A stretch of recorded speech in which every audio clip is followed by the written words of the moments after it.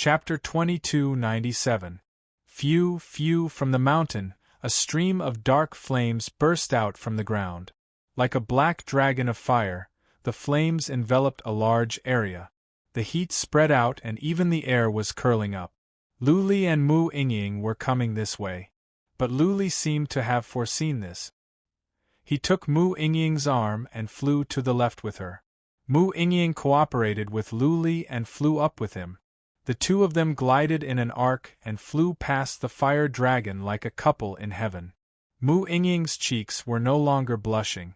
That being said, every time Luli took her hand, she would have a different feeling. She was not in the mood to observe the surroundings. She just followed Luli blindly. The temperature of the flying volcano was extremely high, especially when one passed by the flames. The temperature was even higher. But Mu Yingying seemed to have some treasures that could protect her from fire. She did not sweat. Luli did not have such treasures. He was strong, but he was sweating as well. Sacred pattern. Dozens of thousands of miles later, Luli could feel the presence of sacred patterns. In front of them was a mountain. Luli could faintly see sacred patterns on the ground and on the rock. Those sacred patterns must have been there for a long time. They were intermittent and incomplete. Luli wondered if they had any special functions. Buzzing, after a red glare, Blood Fairy came out. Mu Yingying checked with psychic power. She was surprised. She could not help but ask, "Young Master Lu, what is that?" "A goblin. It can be used to check sacred patterns." Luli gave her a simple explanation. Blood Fairy circled around and said to Luli, "Master, there is a dojo of sacred patterns here. But it has been damaged. It is better not to touch certain places or it will be troublesome. Come with me." "I will take you with me." Luli looked at Mu Yingying and took her hand again. Together, they flew forward. Blood Fairy was moving quickly underground.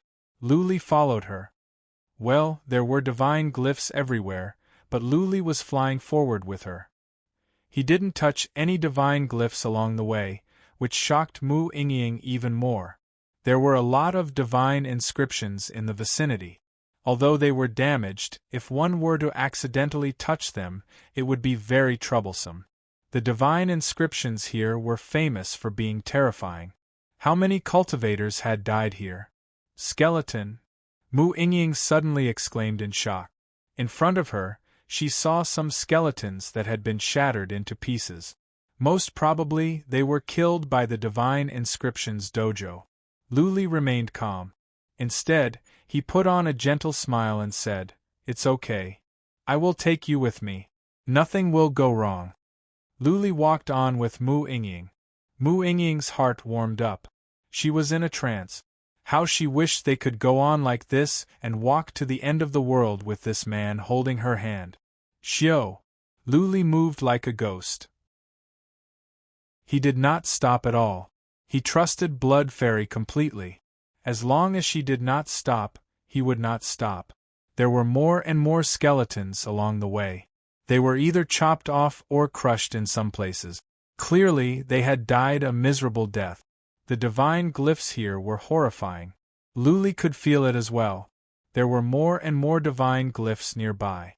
Many ordinary-looking rocks were filled with divine glyph. "Master!" Thousands of miles later, Blood Fairy suddenly stopped and said, "There are monsters up ahead. They are hiding in the rock. They are small. Should we go away?" "A demon has appeared?" Luli was curious. He waved his hand and told Blood Fairy to keep moving forward. He wanted to go through the volcanoes. Sooner or later, he would have to face the demons and beasts.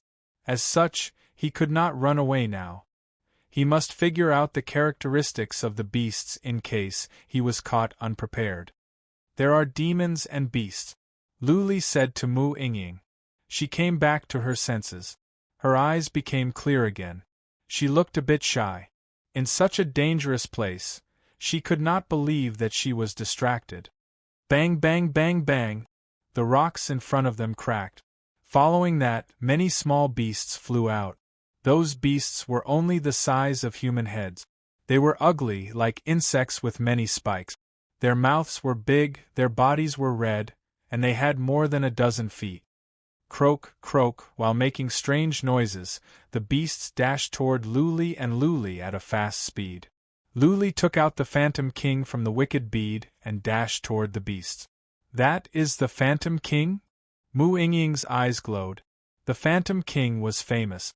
When the Phantom King came out, it was so fast that Mu Yingying believed it deserved its reputation.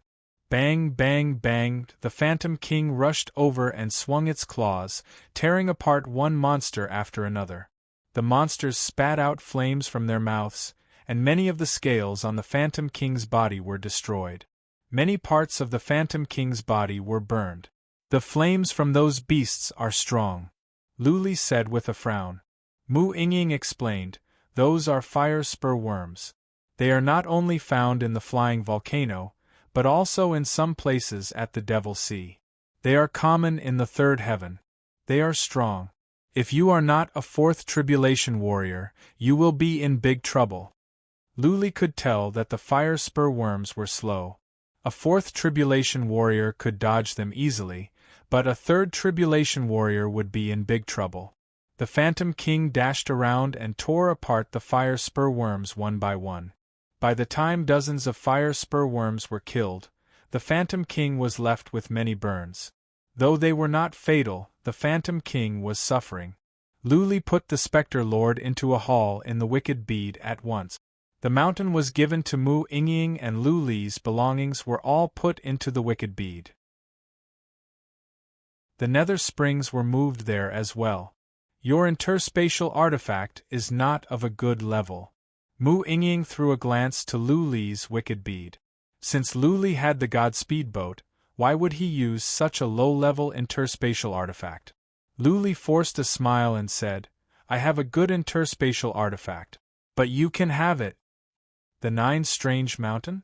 Mu Yingying came back to her senses. She felt embarrassed. The Nine Strange Mountain was a good interspatial artifact. She thought for a moment. The red bead in her hand glowed as she went in. A moment later, she came out and handed the bead to Luli. This bead is called the Heaven Separation Bead. It is an advanced interspatial artifact. Young Master Lu, you gave it to us at the Nine Strange Mountain. Consider this a gift from the Mu family. Luli went into the interspatial artifact. It was a good one, much better than the Wicked Bead. The space inside was larger as well. Chapter 2298. Luli and Mu Yingying moved on after they killed the fire spurworms nearby. Blood Fairy did not stop. She had been exploring along the way. At the same time, she recorded all the divine patterns along the way so that she could study them later. Blood Fairy had been studying divine patterns all day long since she had nothing to do. She enjoyed studying divine patterns. With Blood Fairy leading the way, Luli and Mu Yingying had a smooth journey. They did not stop and went on their way to the east. There were divine patterns everywhere. That old Asmodean must be a master in divine patterns. The entire flying volcano was covered in divine patterns and many of them were powerful. If it were not for the fact that the divine patterns were broken, it would have been difficult for Luli and Mu Yingying to go through. Along the way they encountered several kinds of beasts, such as fire spur worms, fire snakes, and fire cloud leopards. The beasts here were not particularly strong or weak. If a warrior who had passed through the third tribulation were to run into them, it was highly likely that he would lose his life here. Luli barely did anything. He only relied on the Phantom King to attack. Occasionally, he would send out some wind warcraft. Of course, he would only send out dozens, not over 100. Even when dozens of wind warcraft attacked at the same time, the momentum and the scene still frightened Mu Yingying. Dozens of beams of light shredded more than a dozen fire cloud leopards in front of them. Mu Yingying could not stop thinking about that magnificent scene. She now had a whole new understanding of Luli's abilities. They had killed so many beasts along the way. Even if they cleared away all the corpses, the traces of the attacks could not be erased. Therefore, Luli and Mu Yingying's tracks would be exposed. But Luli could not worry about that now. He had to move on quickly and try to cross the flying volcano before his enemies caught up. He and Mu Yingying made some calculations. Even if Mu Wanyun and the patriarchs from the Palace of Rakshasa and the Hell Department opened the spatial gates, they would still be 1 or 2 days behind Luli and Mu Yingying. In 1 or 2 days, as long as Luli and Mu Yingying kept moving forward, no matter how fast Mu Wanyun and the patriarchs from the Palace of Rakshasa and the Hell Department were, they would be 1 or 2 days behind Luli and Mu Yingying. Luli and Mu Yingying could come to this conclusion because of Blood Fairy. Luli and Mu Yingying didn't have to worry about divine patterns. Although some of the experts behind them might have comprehended divine inscriptions, it wasn't so easy for them to do so. They would still need to spend some time to investigate. Hence, although the experts behind them were stronger than them, they might not be able to catch up to them. 3 days. After traveling for 3 days, the two of them could be considered to be nearing the central region of the soaring volcano. The two of them started to slow down.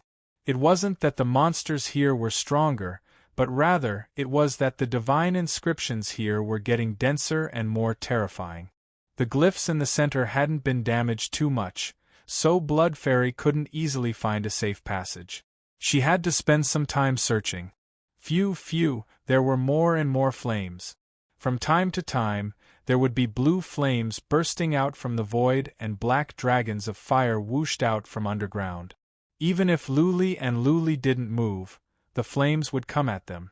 Muli and Mu and Yingying. Blood Lu time. Fairy time. Were. And Li and Mu Yingying and Mu. Half an hour later, Blood Fairy said, "Master, I realize that we've taken the wrong route. There are only 2 ways we can go. Either we go into the valley ahead or we go back." Lu Li time. Lu Li and valley. Lu Li around. The valley was surrounded by mountains with only one entrance. It was easy to go in but difficult to come out. Luli thought about it and asked, "If we go back, how far do we have to go?" "About 4 to 6 hours," Blood Fairy answered. Luli hesitated again. Going back for 4 to 6 hours? That would mean wasting 8 to 10 hours. That was not a good thing. "Go into the valley and have a look. Let's see if there is a way out." Luli waved his hand. Blood Fairy went into the valley. Mu Yingying sensed something. "What is it?" Mu Yingying asked with curiosity. "It is a dead end." Luli opened his eyes. "Either go into the valley or go back. If we go back, we will have to take a detour for 8 to 10 hours.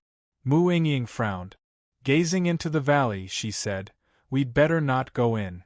The divine patterns in the valley are the most dangerous." "Well, let your fairy go in and have a look. If there is a way out, we can go into the valley." Luli nodded. After the time for 3 incense sticks to burn, Blood Fairy came back and said, "I have checked. There are powerful divine patterns in the valley. But some places are damaged. There should be a way out. But I need more time." "Then let's go." Luli trusted Blood Fairy. It would be a long way to go back and forth. If they could go through the valley, it would save them a lot of time. He took Mu Yingying into the valley. It was a large valley with no demons or monsters. But there were black dragons of fire flying out from some places.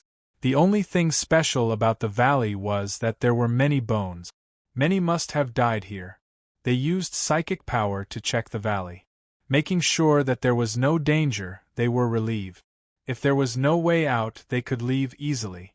Blood Fairy flew around in the valley, looking around. Luli and Mu Yingying waited. A moment later, Mu Yingying took out a pagoda and said to Luli, "It is too hot here. How about we go in and have some tea while we wait?" "Sure." Luli nodded. He thought to himself that young ladies from major families had many treasures. Not long ago, she had given him a bead and now, she had given him another interspatial artifact. They went into the interspatial artifact. There was a small hall inside, nicely decorated. It must be where Mu Yingying usually lived. Young Master Lu, please wait. I will be right back. Mu Yingying asked Lu Li to sit down and then left, blushing. After the time for 2 incense sticks to burn, Mu Yingying came back. She had changed into a dress. She must have gone to take a bath. There was a faint fragrance on her. Mu Yingying brought tea and brewed it for Lu Li herself. Young ladies from major families were different. Clearly, she had learned how to brew tea. Her actions were graceful. With a beauty in front of him, the tea was fragrant. Lu Li felt intoxicated as he enjoyed the tea. It had been a long time since he enjoyed such a relaxing moment. Neither of them said anything. Mu Yingying seemed to be enjoying the atmosphere. She would look up at Lu Li every now and then.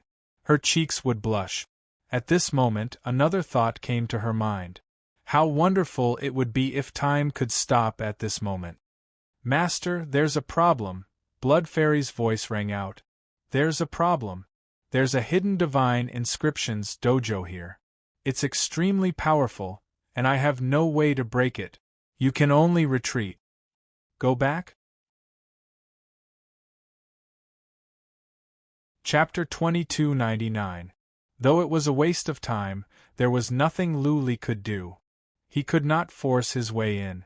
Blood Fairy said that there was a powerful dojo in here, and she could not do anything about it. If Lu Li tried to force his way in, he would be courting death. He explained to Mu Yingying, and they left the tower and went back the way they came. Blood Fairy followed Lu Li to the entrance of the valley. When they were about to step out of the valley, something happened. The entire valley trembled. Then, many black dragons of fire came out from the entrance and sealed off the entrance. Lu Li and Mu Yingying looked at each other. They were taken aback. There was not just one dragon of fire at the entrance, but countless dragons of fire that covered the entire entrance. Those black dragons of fire came in and out. The temperature was so high that Lu Li and Mu Yingying felt they were on fire even though they were thousands of feet away. The black dragons of fire kept coming in and out. There was no way out unless Lu Li and Mu Yingying flew up. The problem was, whoever dared to fly up would die a miserable death once they triggered the dojo in the flying volcano. The two of them observed for a moment, but they were at a loss of what to do. Blood Fairy's voice rang out, Master, this is bad. I don't know why the hidden Divine Inscriptions dojo was activated. Now that the Divine Inscriptions dojo has been activated, we won't be able to exit temporarily. We can't get out? Lu Li was troubled. If they were stuck here for a day or two, the patriarchs of the Mu family, Palace of Rakshasa and the underworld would find them soon. By then, even if Blood Fairy could solve the problem, Lu Li would still be doomed. Do you think you can solve it? Lu Li asked at once. Blood Fairy did not answer right away. Instead, she wandered around underground. After the time for 1 incense stick to burn, she replied, I don't know. I need some time. Maybe I can solve it in half a day, or a few days, or a few months. But I think I have a chance. Lu Li was troubled. In a few months, he would have to wait for his death. He was lost in thoughts. Mu Yingying asked, How is it? Can you solve it? Not yet. Lu Li shook his head. I need some time. I think it will take at least a few days. How about we fly out on the Godspeed boat? Absolutely not. Mu Yingying's pretty face changed. She shook her head and said, Don't ever go to the sky. Countless people have confirmed that going to the sky means certain death. Although the Godspeed boat is fast, I think it will be destroyed in an instant. Then we can only wait. Lu Li sighed. He told Blood Fairy to solve the problem quickly. Mu Yingying was not worried about her own safety. Later on, the powerful warriors of the Mu family would come. No matter how strong the runes were, they could be cracked by force. He waited for the time it takes for 3 incense sticks to burn before Blood Fairy transmitted a message to him. Master, I'm confident that I can break it open. I'm even confident that I can take control of the Divine Inscriptions dojo. However, I'll need at least 5 to 6 days. You don't need to control it. Lu Li immediately said, You just need to find a way out and you need to be fast. Alright, Blood Fairy replied. I'll hurry. The runes here are very complicated. Mu Yingying looked at Lu Li's expression. She forced a smile and said, How about we go in and have a seat? We can't rush this. Alright. Lu Li followed Mu Yingying into the tower. They continued to drink tea. But the atmosphere was gone. The atmosphere was depressing. A moment later, Mu Yingying said, Young Master Lu, don't worry. If you can't do it, you can take me hostage. My chief patriarch is here. I don't think anyone will dare to touch you. Lu Li forced a smile. What else could he do? He had to wait and do his best, leaving the rest to fate. Outside the flying volcano, more and more powerful warriors were coming. The first to arrive were those nearby, followed by Mu Wanyun and the others. Following them were those from the palace of Rakshasa and the Hell. 2 days after Lu Li was trapped, many powerful warriors had arrived. Average warriors did not go in. Instead, scouts and warriors of the Fourth Tribulation had gone in to look for Lu Li. Even though Lu Li did not leave any traces, the scouts in front of him could tell where he was going. They left marks along the way as well. Therefore, the powerful warriors followed the mark. There were many runes on the way that would slow them down. That being said, they were all powerful warriors, so they could pass through easily. Lu Li was trapped for 3 days. Patriarchs of the Mu family had arrived. Several scouts were guarding outside the valley. They believed that Lu Li and Mu Yingying were in the valley. On the 4th day, Mu Wanyun and Chief Patriarch came. Mu Wanyun asked with a frown, Are you sure they are in there? A patriarch answered, There are powerful runes around here, and there are no signs of damage. The rune Taoist field in the valley is disturbed. Also, Chief Patriarch, you can check. Mu Yingying's Dragon Elephant Pagoda is in there. Mu Wanyun used psychic power to check at once. Their psychic power was so strong that they could see through the runes.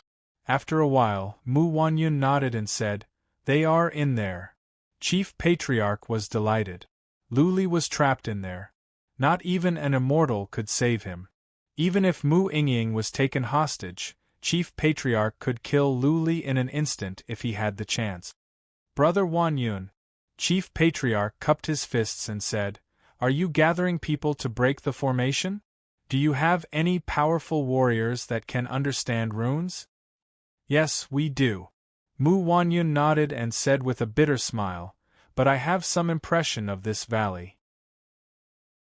I think I have been here before. Back then, there was an old man that was proficient in runes trapped in there. It took him half a month to break the formation. I think we should just break it open by force instead of breaking the formation. There were so many powerful warriors here and there were more coming. The attacks of so many people were horrifying. They should be able to break it open by force. Let's try. Chief Patriarch nodded. His hand glowed and a huge hand appeared out of thin air and smashed at the mountain on the left. That mountain trembled and then glowed. Countless runes emerged. Attack! Mu Wanyun growled, and the group of people released their own attacks, hurriedly bombarding the mountain peak on the left. The sky was filled with glaring lights. The horrifying chi and energy spread out, making the souls of the scouts tremble. That mountain was glaring and intertwined with runes, blocking all the powerful warriors' attacks. One had to admit that the rune Taoist field here was very powerful. If it were regular runes, they would have been blasted open. Lu Li and Mu Yingying were alarmed. It was hard not to be alarmed by such horrifying tremors and explosions. Both of them used their psychic power to check, and their expressions changed. So many people are here. Chapter 2300. It had been days since Blood Fairy sent any messages. Lu Li knew that he could not be in a hurry, so he did not urge her. But now he had to ask, Master, don't panic. They won't be able to break through the divine inscription dojo. Blood Fairy replied, They cannot? Are you kidding me? Lu Li curled his lips. There were Chief Patriarch Mu Wanyun and other powerful warriors outside. patriarchs from the underworld would come as well. How could the Divine Inscriptions dojo defend against so many experts? They cannot. Blood Fairy replied with absolute certainty. This Divine Inscription Dojo is connected to the entire Divine Inscription Dojo of the Flying Volcano. In other words, if someone tries to forcefully break it open, the entire Divine Inscription Dojo of the Flying Volcano will be activated. I just checked. The underground flames have been triggered. Not even 100 times more people can blast it open, let alone so few. Okay. Luli was relieved. Blood Fairy never lied. If she said it was okay, then it must be okay. The plaza could not be blasted open. But he could not run away either. Was he going to be trapped here for the rest of his life? Luli asked, Blood Fairy, do you still need to crack the formation? If you do, can I go in another direction? It is pointless. Blood Fairy replied, I'll see if I can control this Divine Inscription Dojo. When the time comes, I'll arrange another path for Master to escape. At the same time, I won't let them in. Okay. Luli was cheered up. Mu Ying asked, What is it? Is there a chance? Maybe. Luli explained, My goblin spirit told me that no one from the outside can blast open the runes here. It is trying to find another way for us to escape. Mu Ying's eyes glowed. She could not help but ask, What kind of goblin spirit is it? How can it be so powerful? Ha ha ha, you might not believe it. Luli laughed and said, I got this goblin from the mortal world, and it has been with me for many years. It is gifted in deciphering inhibition formations. Over the years, it has evolved many times and it has been studying inhibition formations. That is why it has such powerful abilities. Mortal world? Mu Ying was startled and asked, You came from the mortal world? Yeah. Luli grinned and said, I came from a very small universe and then I went to the first heaven and then the second heaven. I just reached the third heaven not long ago. This, Mu Ying felt it was a fairy tale. She was born in the Devil's Sea and was unfamiliar with the second heaven. She didn't expect that Luli had come up from such a low-level place. A look of curiosity appeared on her face as she asked, Young Master Lu, can you tell me about the mortal world, the first heaven and the second heaven? I've never left Rakshasa Sea in my entire life. Ha! Since he had nothing else to do, Luli thought he might as well make it simple. He talked about the heaven reverse universe, the divinity, and the second heaven. He talked for over 2 hours and drank several cups of tea. Even though Luli didn't go into details, Mu Ying felt she had opened a door to a whole new world. She was stunned for the time for one incense stick to burn. Then, she exclaimed with admiration, Young Master Lu, your life is wonderful. I have been at the Devil's Sea all my life. Compared to you, I am like a captive animal. Even I feel inferior in front of you. Ha ha ha, you can't say that. Luli waved his hand and said, Sometimes, a simple and ordinary life can be a happy thing. Who would want to wander aimlessly if they could live a happy and healthy life? Wait, Mu Ying suddenly remembered something. She said, Didn't you say you want to go to the Flying Fire continent? You said you have a family there. If you were born in the mortal world, how come you have a family at the Flying Fire continent? I am not lying to you. Luli said with longing in his eyes, I told you about my sister. She is not related to me by blood. She is from the dragon rebel race. I don't know how she came to the heaven reverse universe, but I am sure of her identity now. So, I am going to the Flying Fire continent to find her. The dragon rebel race, one of the 10 ancient races. Mu Ying covered her mouth with her hand. There was a hint of surprise in her eyes. She exclaimed, The dragon rebel clan is very powerful. I didn't expect your sister to be a member of that clan. Well, will they be unhappy if you go to her? I don't care which race she is from. Luli said, I just want to find my sister, see her and see if she is doing well. If she is, I will not disturb her. If not, I will take her back. Lu Li's words were calm but his tone was firm. Mu Yingying's heart skipped a beat when she saw the determination in Lu Li's eyes. After a long time she exclaimed, "Young Master Lu, have a safe journey and find your sister." "Ha ha ha." Lu Li laughed and said, "It is pointless to talk about this now. Let's get out of here first. If we die here, then everything will be meaningless." Die? Mu Yingying lowered her head. She thought about it and said, "Young Master Lu, when you came to the third heaven, did you ever think that you would die here?" "Of course." Lu Li nodded and said, "When I came to the third heaven, I was only at the peak of the third tribulation realm. In the third heaven, I was nothing. There are so many powerful warriors here. I can't even leave the Ziyang continent. The flying fire continent is so far away. How can the journey be peaceful? Therefore, before I came here, I was prepared to die. Death is not scary. What is scary is living a life of mediocrity." Living a life of mediocrity. Mu Yingying's expression suddenly turned gloomy. She had been satisfied with her identity and her life. But after hearing Lu Li's story, she felt her life was too plain, too inactive. The thing was, she was a girl. Her family was here, her roots were here. What could she do? Should she go out and explore the world by herself, to the chilly winter continent or the flying fire continent? She was a smart girl. She knew very well that if a warrior wanted to become a big shot, he or she must go through adventures, seek opportunities and go through life and death battles. Otherwise, under the protection of her family, she could only become a powerful warrior like Mu Wanyun at best. There was no way she could climb higher. Would she be willing to leave her family, her parents, her brothers and sisters? Would she be willing to live a comfortable life and explore the world by herself? Let's go to the flying fire continent with Lu Li. A bold idea suddenly came to Mu Yingying's mind. Neither she nor Lu Li were powerful. If they could survive and make it to the flying fire continent and come back, they would be more powerful than the patriarch of the Mu family. They might even become lords. If she went with Lu Li, her life would not be as plain and boring as before. It would be full of vigor.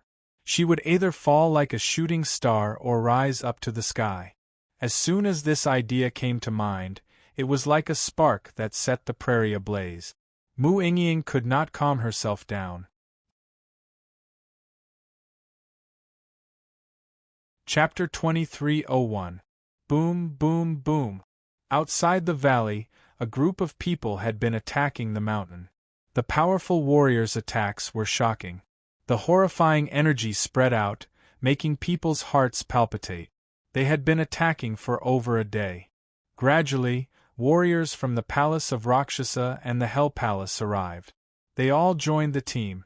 Mu family sent more than a dozen warriors of the fourth tribulation, the Palace of Rakshasa sent 10, and the Hell Palace sent 8. In total, there were more than 30 warriors. There were also powerful warriors like Miwanyan and Chief Patriarch Su Tianchan. Su Yueqin came as well. When she learned that Lu Li was trapped, she was excited. She attacked ferociously with her Heaven Universe sword. The might of the holy weapon shard soared to the sky. Her attacks were no weaker than those of the average patriarchs. However, something depressing happened. The more than 30 powerful warriors had been attacking for 2 days, and there was no change in the mountain. The glare of the divine glyph didn't weaken one bit. This shocked everyone. No matter how strong the divine glyph dojo was, it would run out of energy under the attack of so many people. The divine glyph dojo needed energy to sustain. Under the continuous attacks of so many powerful warriors, the energy would run out, unless the divine glyph was so strong that the attacks could not cause any damage. Was there such a powerful divine glyph in the world? Of course, there was one in the flying volcano. But hadn't the powerful divine glyph in the flying volcano been cracked? How could there still be such a powerful divine glyph? Also, Miwanyan once observed the divine glyph here. An old warrior spent half a month to crack the divine glyph and escape. The fact that the divine glyph could be cracked indicated that the divine glyph was not particularly strong. Why couldn't the divine glyph be cracked by so many powerful warriors? If the divine glyph could not be cracked after 2 days, then it might never be cracked. Go on. Su Tianshan waved his hand and said to Miwanyan, Brother Wanyun, please send a message back to the Hell Island. Ask Patriarch Fei Changtian to open the space gate and come over. If we really cannot crack it, then ask him to do it. He is the best at divine glyph in the Hell Island. Okay. Muan Yun summoned a scout, and the scout flew off with Su Tianshan's keepsake. However, even if he used his fastest speed to reach Hell Island, it would still take 5 or 6 days for him to arrive after opening the super long-distance domain gate. They were not in a hurry because Luli could not run away. The Dragon Elephant Pagoda was still there. Su Tianshan checked the valley and found no exit. Time flowed by. 4 to 5 days had passed, yet there was still no news from Blood Fairy. Initially, Blood Fairy had said that she would be able to control the Divine Inscription Dojo within a few days, but she had actually gone back on her word. Luli did not ask more questions. Blood Fairy must have encountered a huge problem, or else she would not be like this. He sat cross-legged in the Dragon Elephant Pagoda, cultivating in peace. The divine inscriptions outside the pagoda remained unbroken, which meant that Blood Fairy's judgment was correct. Another 2 days passed, but there were still no changes to the divine inscriptions outside. Everyone's hearts sank. Although they didn't know what was going on, they shouldn't be able to break the divine inscriptions here. They did not give up on attacking. At the same time, they waited for Underworld Palace's elder Fei to arrive. In addition, the chief patriarch sent a message to a patriarch of the Palace of Rakshasa that was proficient in divine inscriptions to open the portal. Luli had dissolved the Black Heaven Talisman and fled, which was tantamount to betraying the Palace of Rakshasa. He must be captured and killed, or else the internal situation of the Palace of Rakshasa would be affected.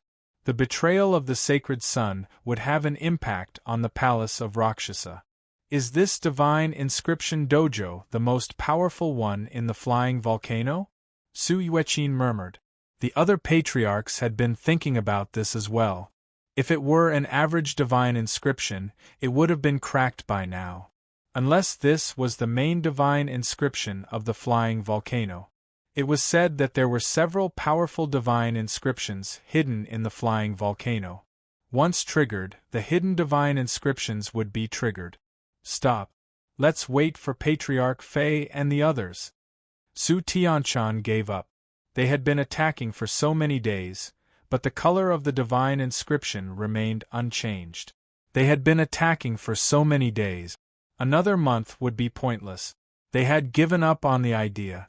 At Su Tianshan's order, they all stopped.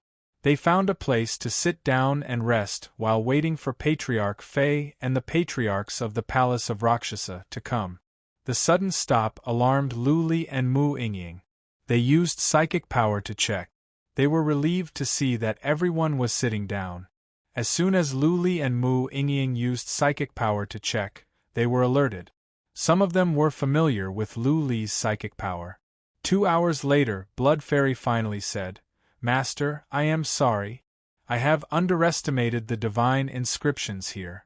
The divine inscriptions here are connected to the main divine inscription of the flying volcano. It is difficult to control the divine inscriptions here. I need more time. Okay, there is no hurry. Luli nodded. Those outside could not crack the divine inscriptions in a short time. He still had time. He was not in a hurry. He closed his eyes and cultivated. Mu Yingying did not cultivate. She sat there in a daze. Every now and then, she would look at Luli or play with the jades in her hands. She would brew a cup of tea and she would enjoy it slowly. Previously, a thought had appeared in Mu Yingying's mind, and this thought had been flashing in her mind like a spark. She had been suffering. On the one hand, she had to face her family. On the other hand, she had to face her desire. She found it hard to make a decision. Several days later, Patriarch Fei from the Palace of Hell finally arrived.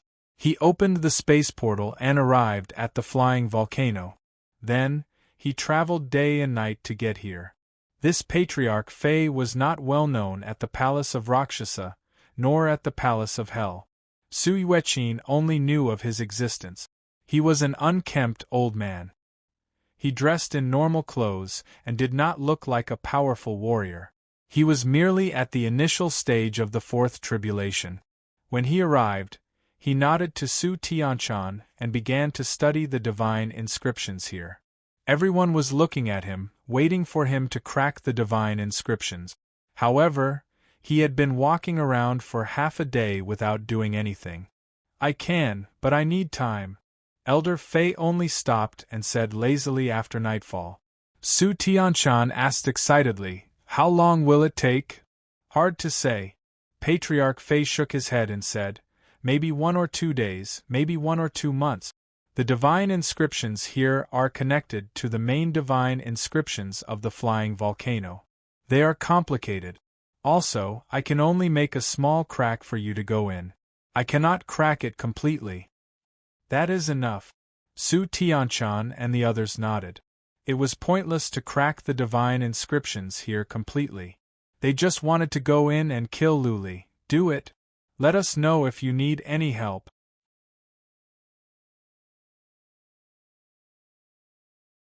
Chapter 2302. Someone is cracking the formation.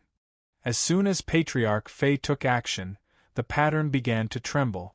Blood Fairy sensed it and sent a message to Luli. Luli used psychic power to check. There was indeed an old man working on the pattern. The way he did it was strange. There were some silver needles in his hands, and he continuously shot them out. Those silver needles pierced into the divine runes, and as the silver needles pierced into the divine runes, they were like iron nails piercing into a stone wall. Using formations to crack formations, Luli could see some signs. After all, he had learned something about patterns over the years. Elder Fei set up a small divine imprint array within the divine imprint, and then used these small divine imprint array to cause the main divine imprint to become chaotic. At that time, he would be able to break open the divine runes on this side and create a crack, allowing the people outside to enter. "How long will it take them to crack the pattern?" Luli asked nervously. Blood Fairy answered, "It will take some time. The main pattern here is strong. It will not be easy to crack it. It will take at least 7 or 8 days. 7 or 8 days. Luli nodded and asked, "Then how long do you need? Can you control the pattern before they do?" "Absolutely." Blood Fairy gave a firm answer. Luli was relieved. That being said, he did not cultivate any more. Instead, he used psychic power to keep an eye on the outside. Dozens of powerful warriors could come in at any time. How could he cultivate in peace? When necessary, he could use all his skills and drag 1 or 2 down with him. Those outside were getting nervous as well. They could tell that Patriarch Fei was making progress. More and more silver needles were going in. The pattern in the valley was trembling, and it was obvious. Su Yueqin was the most excited. Her cheeks were blushing. Luli was her nightmare, the shame of her life. If she could not kill Luli, she would never be able to raise her head at the Devil Sea. 3 days later, Patriarch Fei had put in over 10,000 silver needles. The pattern was trembling more violently. Patriarch Fei stopped. Everyone thought that the pattern was going to crack. However, Patriarch Fei took out a sketch and began to draw on it. He seemed to have forgotten everything as he sat cross-legged on the dirty ground, holding a brush in his hand and drawing back and forth. He should be studying the divine inscriptions. As he studied, he shot out a few silver needles from time to time and even sucked out some silver needles from the divine glyph. This repeated over and over again, causing the group of people to be dazzled. The crowd at the back stopped watching and waited for Elder Fei to break the seal. Many elders sat down cross-legged to cultivate. A few days was just a snap of a finger to them. After another 3 days, Blood Fairy transmitted, "Master, I have mastered the divine inscriptions here. You can leave at any time. Alright. Luli was excited. He was about to leave when Blood Fairy suddenly said, Master, I can control the runes here. Do you want to let them in? I am confident that I can suppress everyone. What? Luli was taken aback. Who were those people outside? 3 of them were the top experts of Rakshasa Sea. They could kill him with a wave of their hand. How could Blood Fairy say that she could suppress all of them? Luli paused for a moment and asked, Are you sure? This isn't a joke. There are several top-notch experts out there. I know. Blood Fairy replied with certainty. The divine inscriptions here are connected to the main divine inscription of the Flying Mountain. With the help of the main divine inscription, you can trigger the core fire. Once the core fire comes out, those outside will not be able to stand it. Master, my suggestion is to let them all into the valley and then incinerate them. There is a powerful warrior among them. When we leave, they will follow us. They will catch up with us easily. I am afraid that you cannot stop them. Blood Fairy's words were reasonable. The old warrior outside was not weak. He would be here soon. If they were to encounter demons or divine inscriptions and were stopped, the consequences would be unimaginable. That being said, Luli could not afford to be careless. He asked for more details. He was relieved when he learned that Blood Fairy told him to leave the valley first and then let those warriors in. When he left the valley, those outside might not be able to catch up with him. Therefore, whether or not they could incinerate those warriors, Luli would not lose anything. He could give it a try. Blood Fairy, go and do it, Luli said to Blood Fairy. Then, he stood up and said to Mu Ying, Young Lady Ying, can you tell your chief patriarch to keep your family away from the valley? I want to incinerate those from the palace of Rakshasa and the Hell Palace. Incinerate? Mu Ying was taken aback. She asked with concern, Are you sure? There are so many powerful warriors. It's okay. We will leave the valley first. Later, we will enjoy the show from the outside. Luli explained. Mu Ying was still worried. If you incinerate those warriors, you will be the sworn enemy of the palace of Rakshasa and the Hell Palace. I think their super powerful warriors will come after you. Ha ha ha. Luli laughed and shook his head. I am your sworn enemy now. If I do not incinerate them, I will die. When I leave here, I will leave the Ziyang continent. Next time, if I can come back alive, I will not be afraid of the 2 forces. All right. Mu Ying was frightened. But this was Luli's decision. What was more, Luli would not kill anyone from her family. Weakening the Hell Palace and the Palace of Rakshasa was a good thing for the Mu family. Mu Ying thought for a moment. She flew the Dragon Elephant Pagoda up. Someone had been monitoring the situation inside. As soon as the Dragon Elephant Pagoda moved, the patriarch of the Mu family noticed. The Dragon Elephant Pagoda seemed to be flying around in the sky. It moved left and right, but there was a secret signal. It was a special signal of the Mu family. It was a message, danger, stay away. The patriarch of the Mu family sent a message to Mu Wanyun at once. Mu Wanyun checked with psychic power and was shocked. What did Mu Ying mean by this message? Was she telling them not to enter the valley? Patriarch Fei was about to crack the rune. They were about to go in. Mu Wanyun was shocked by Mu Ying's sudden message. Whoosh! The Dragon Elephant Pagoda suddenly flew to a corner of the valley and then smashed into the wall. Then, the rune trembled and the Dragon Elephant Pagoda disappeared. It disappeared? As soon as the Dragon Elephant Pagoda moved, everyone was attracted. Their psychic power was locked on the Dragon Elephant Pagoda. Seeing the Dragon Elephant Pagoda disappeared, everyone's mind was racing. The rune was about to be cracked open, and Luli suddenly escaped? All right. At the same time, Patriarch Fei suddenly shouted. He suddenly sent out divine energy. The rune in front of him glowed and trembled violently. There was a crack on it. Go! Su Tianshan and the chief patriarch of the Rakshasa palace didn't hesitate. They shouted and rushed into the crack at the same time. Powerful warriors of the Rakshasa palace and the Hell palace all rushed in. The people of the Mu family didn't move.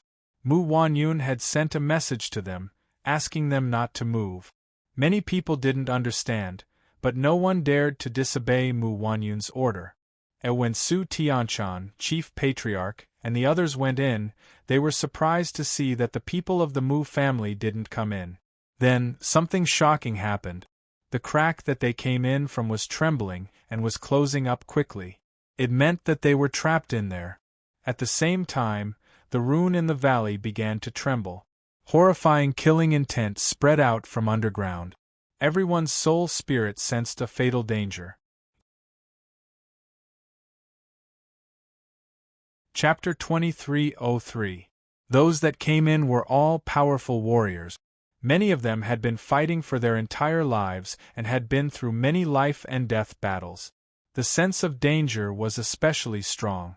This feeling would not lie, so the group of people looked at each other, a trace of panic in their eyes. The Mu family did not come in. Was this a trap? Just now, the dragon elephant pagoda was flying around. Was it a signal? As soon as they came in, the pattern healed. It seemed that Patriarch Fei had opened the crack on purpose, to lure them in so that they could be killed. As a matter of fact, if Blood Fairy did not do anything, it would not have been so easy for Patriarch Fei to crack the pattern. If Blood Fairy was the one controlling it, then Patriarch Fei would not be able to crack the pattern for several months. What? Mu Wanyun and the others were stunned. They still had lingering fears. If they had gone in, they would have been trapped to death as well. The pattern here was so strange. If they went in and the pattern healed right away, there would be a big problem. Is Yingying really not being held hostage? Is she working with Luli? Everyone in the Mu family was wondering. Luli was in Mu Yingying's Dragon Elephant Pagoda, and the Dragon Elephant Pagoda had sent out the signal? If Mu Yingying was being held hostage, how could Luli allow her to send out the signal? Buzzing, the pattern was glowing brighter and brighter. Then, the ground began to shake. Surges of killing intent spread out. Even Mu Wanyun and the others were frightened. Step back! Mu Wanyun was secretly on guard. He got the group of people to retreat while he sent his divine perception in to investigate. The people inside were on guard. Su Tianshan looked at the pale Su Yueqin and said, "Yueqin, activate the Tianyu sword with all your might to protect yourself." Su Yueqin was the weakest among them. It was fortunate that she had the universe sword. Otherwise, she would be the first to die if anything happened. They took out their treasures or revealed their armors or defensive skills. Everyone used psychic power to check the surroundings as if they were facing a formidable enemy. Buzzing. The ground shook more and more violently. Suddenly, black flame dragons shot up from the ground. It wasn't just a few, but hundreds. Black flame dragons filled the sky, and a terrifying heat spread out. Everyone immediately felt as if they were about to be set ablaze. Su Yueqin was so frightened that she instinctively flew up, but Su Tianshan immediately yelled angrily, "Come down, do you want to die? Anyone who dares to fly high in the sky will die." Su Yueqin was so frightened that she immediately flew down. The rest of the people spread out to avoid the flames. Many places in the valley were covered in flames, so there were few places for them to hide. If not for their speed, they would have been burned by the flames. Not good. Mu Wanyun, who was outside, sensed what was happening. He felt a chill down his spine. Clearly, the divine glyphs in the valley were controlled. The flames were controlled by Luli on purpose. If Luli could control some of the flames, then he could control more. If the valley was filled with these black flames, not many people would be able to survive. Hiss hiss, thinking of this, Mu Wanyun took a few breaths of cold air. If everyone inside died, it would be a huge earthquake for the entire Devil Sea.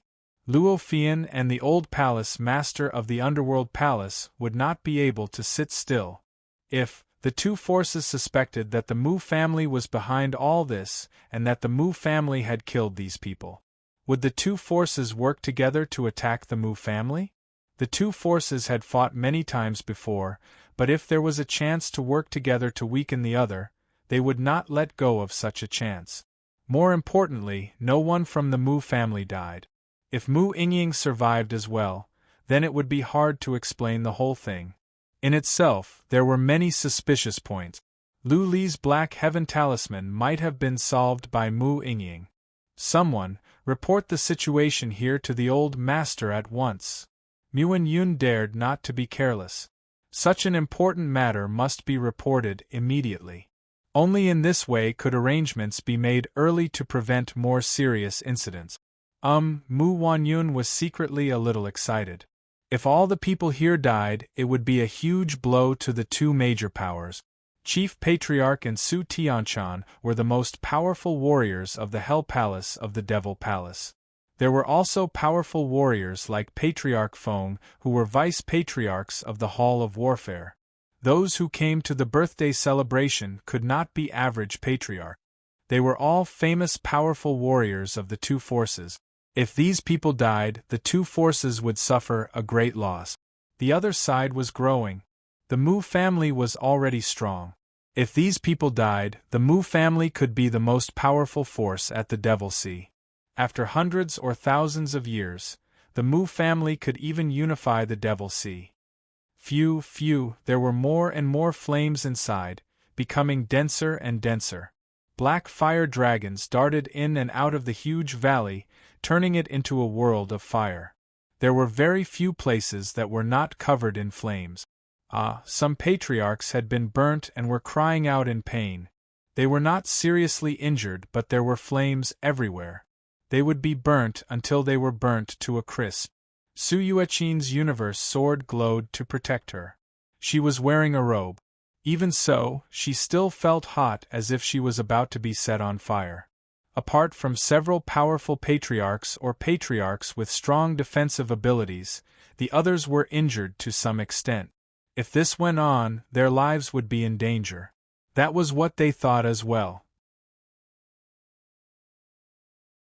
While they were hiding, they used psychic power to check for Lu Li. Someone even attacked the place where the Dragon Elephant Pagoda disappeared, trying to force Lu Li out. Needless to say, this must be Lu Li's doing. Lu Li was going to set them on fire. To many people, Lu Li was just a nobody. Now, he had dug a hole for them and was going to burn them all into ashes. When this was spread out, the entire Devil Sea would be shocked. This would be one of the most sensational events at the Devil Sea in recent years. But if they could not find a way to get out, they would become the villains in the stories that were told. They would be the stepping stone for Lu Li's unparalleled prestige, and his name would go down in history.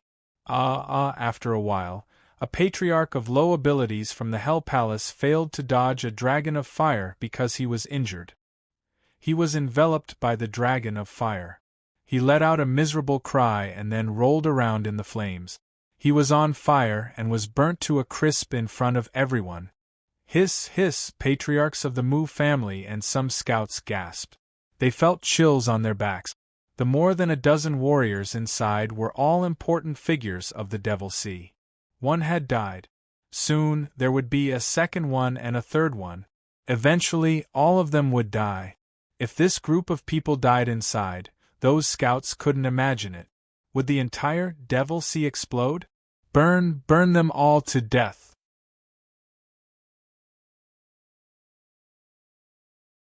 Chapter 2304. What? Mu Yingying was still in the valley, but she was in the mountain.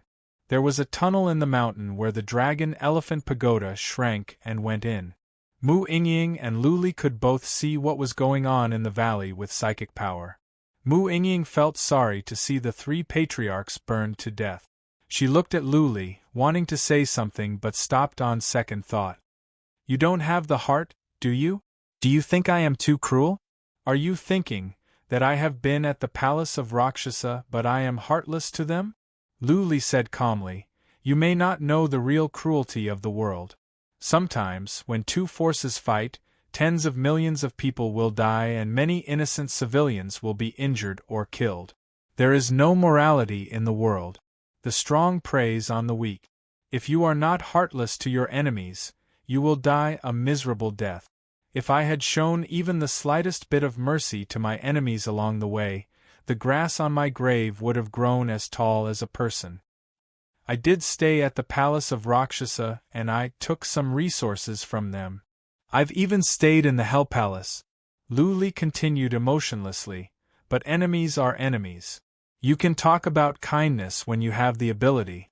What's the point of talking about that when you can't even save your own life? If I don't kill them, I will have to die. Between mercy and survival, I choose survival. Lu never saw himself as a member of the palace of Rakshasa. Not many at the palace of Rakshasa treated him as one of their own. Now that he and the palace of Rakshasa had turned against each other, all the old scores were in the past. Enemies were enemies. Chief Patriarch and the others wanted to kill him. He must find a way to kill them as well in order to survive. When Lu was young, Lu Ling had taught him that he must be heartless to his enemies.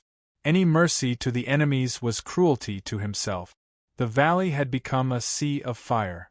Everywhere was covered in flames. There was no place to hide. The warriors had to gather together and use their treasures and skills to fight back the flames. Su Yueqin's universe sword was powerful. The glow it released could keep the fire at bay. Su Tianshan and Chief Patriarch both had treasures so they could fight back. The others barely managed to hold on with the help of the treasures of the other three, as well as their own treasures and secret techniques. If it weren't for the three's treasures, it would have been very difficult for this group of people to hold on. However, as the flames continued to rise from the ground, the group of people were actually in despair.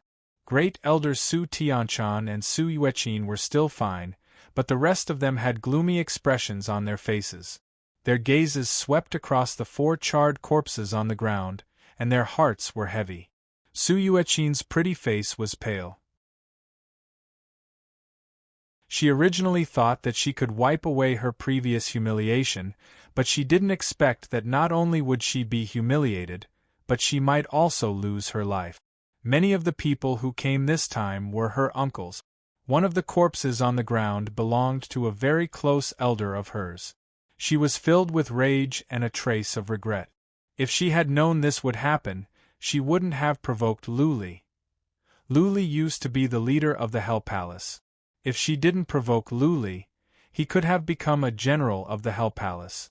Then, nothing would have happened. Lu, come out. On this thought, Su Yueqin couldn't stand it anymore. She shouted, "Come at me alone. Let go of the others. I, Su Yueqin, am at your disposal." Her voice was loud, echoing in the valley. But Lu didn't respond. Lu snorted at Su Yueqin's words. Many might want the body of Stars and Moon, but he was not interested. Lu, come out, come out. Seeing that Lu didn't respond, Su Yueqin screamed again. Su Tianshan waved his hand and said, "Stop shouting. What's the point? Don't expect your enemies to be merciful to you, and don't seek humiliation." Phew, Chief Patriarch exhaled. He didn't feel sad that Lu wanted to kill them. Lu's heart was never with the Palace of Demons. Lu wanted to run away and the Palace of Demons wanted to hunt him down.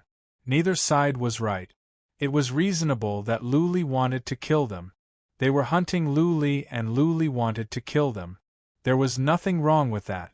What made Chief Patriarch sigh was, Lu could control the divine glyphs here. The divine glyphs here were powerful. Patriarch Fei had been studying divine glyphs for his entire life, but he was controlled by Lu easily. Lu's attainments in divine glyphs could be imagined. Chief Patriarch resented Rain Demon and the others.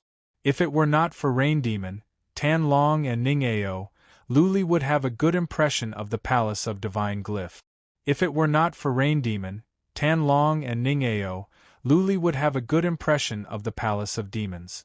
What Chief Patriarch didn't know was that Lu never wanted to stay. Lu's heart wasn't even in the third heaven. He was just here to find Lu Ling and leave after he finished his task. A patriarch could not stand it anymore. He trembled and fell into the flames. Then he rolled around on the ground and soon, he was charred.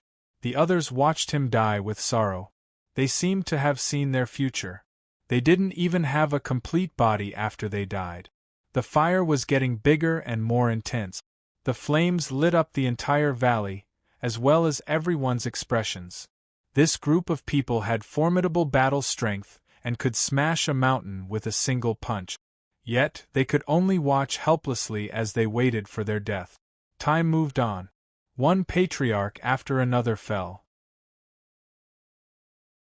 The Tianyu sword and chief patriarch Su Tianchan's protection could only protect themselves. They could not protect more people. The flames here were from the core of the earth. Though they could stand it, nobody could stand it for a long time. Such a shame. Mu Wanyun had been observing from the outside. He shook his head after a while. He observed carefully. The flames could burn all the other patriarchs to death, but not Chief Patriarch Su Tianchan and Su Yueqin. The flames here were of a lower level. The Tianyu sword and the two's treasures were too strong. The three treasures could withstand the flames. More flames would not help unless there were stronger ones. Eluli noticed this as well. He sent a message to Blood Fairy who replied, "There are no stronger flames. This is the core of the earth. These are the strongest flames. I don't think we can kill Su Yueqin and the other two patriarchs." Lu Li sighed. He said to Blood Fairy, "Let's go. Can they solve the runes in the valley and come after us?" "It will be difficult." Blood Fairy replied, "That old man who was proficient in runes is dead. It will be hard for them to solve the runes in the valley. Unless someone more powerful comes to do it by force or there is someone more powerful." "That's good." Lu Li was relieved. He said to Mu Yingying, "Let's go. We must leave the flying volcano as soon as possible."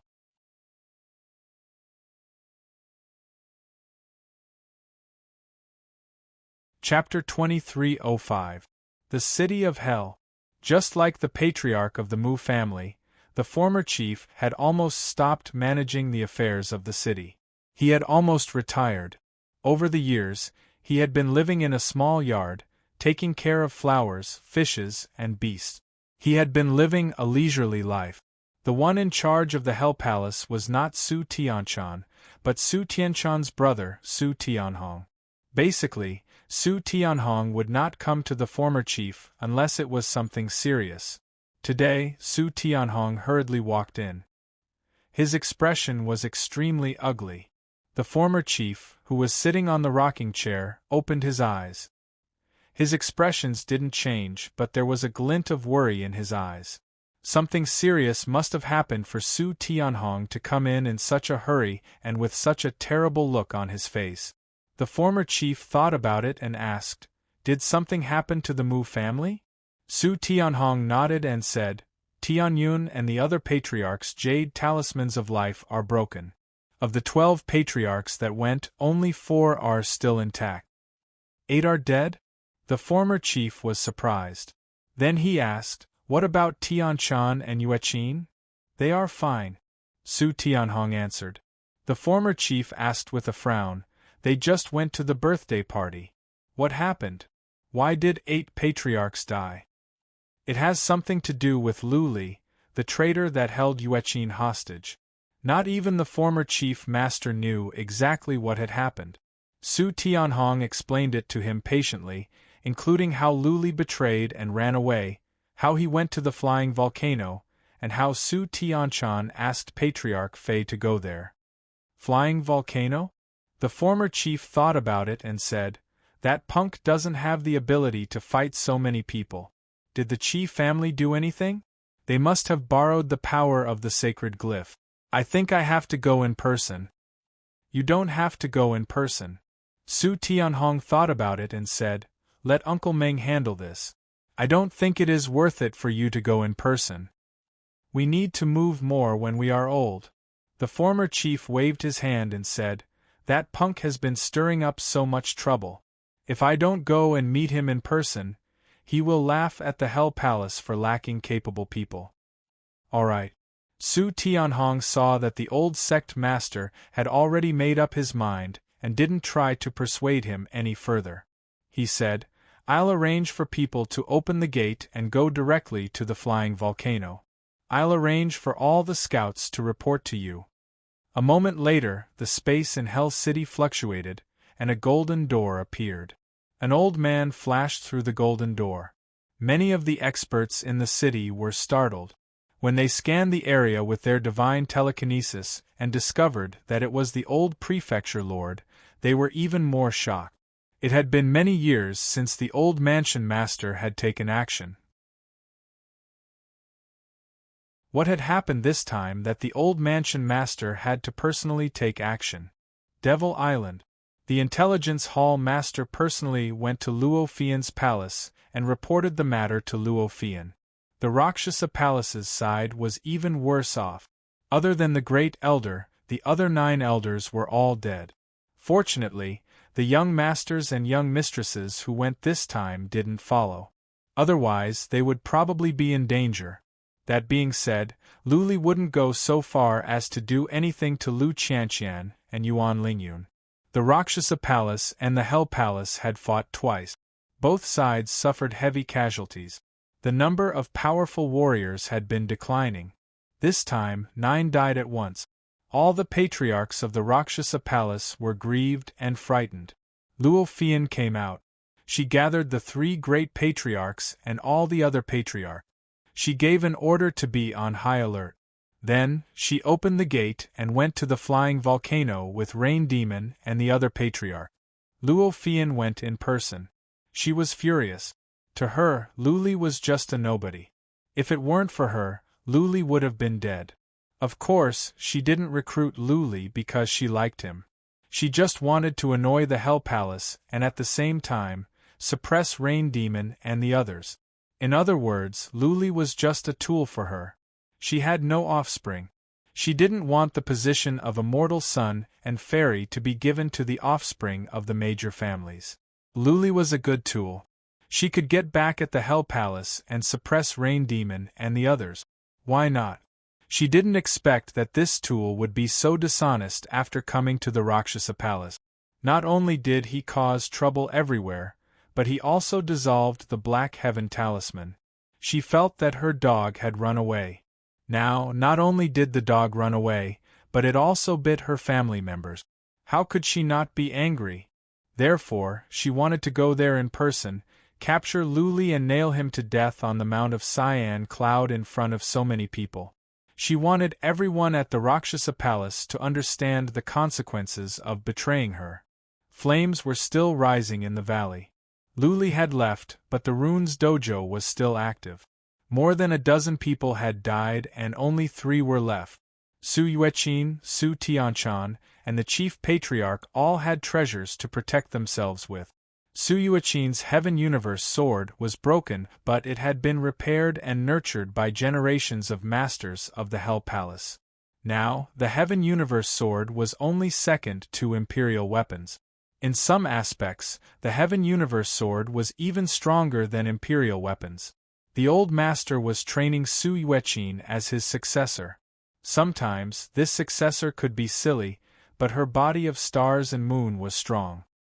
He believed that after some experiences, Su Yueqin could rise from the ashes and become the real powerful warrior that could support the Hell Palace.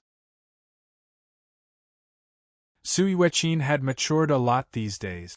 She felt she was suffering in hell, surrounded by flames. Even though she had treasures to protect herself, she still felt she was being thrown into boiling water.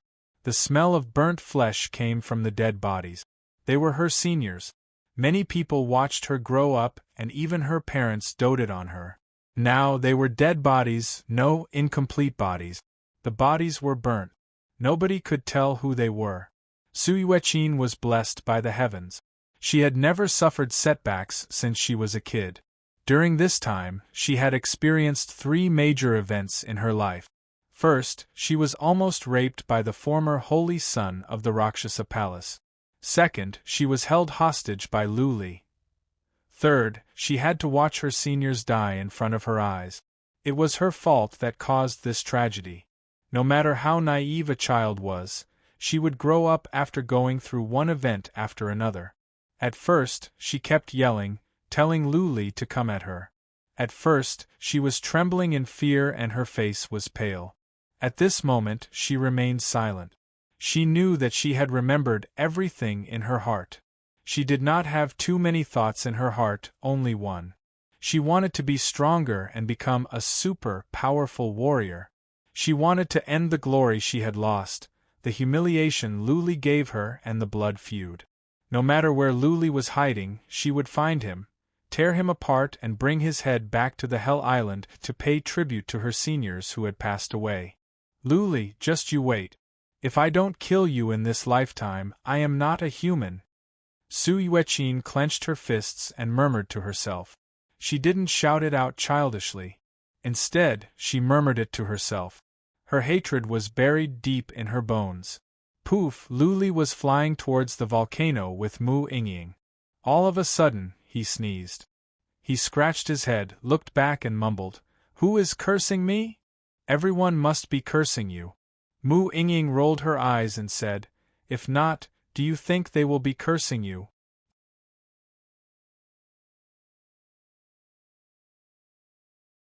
Chapter 2306. The rest of the journey was not easy.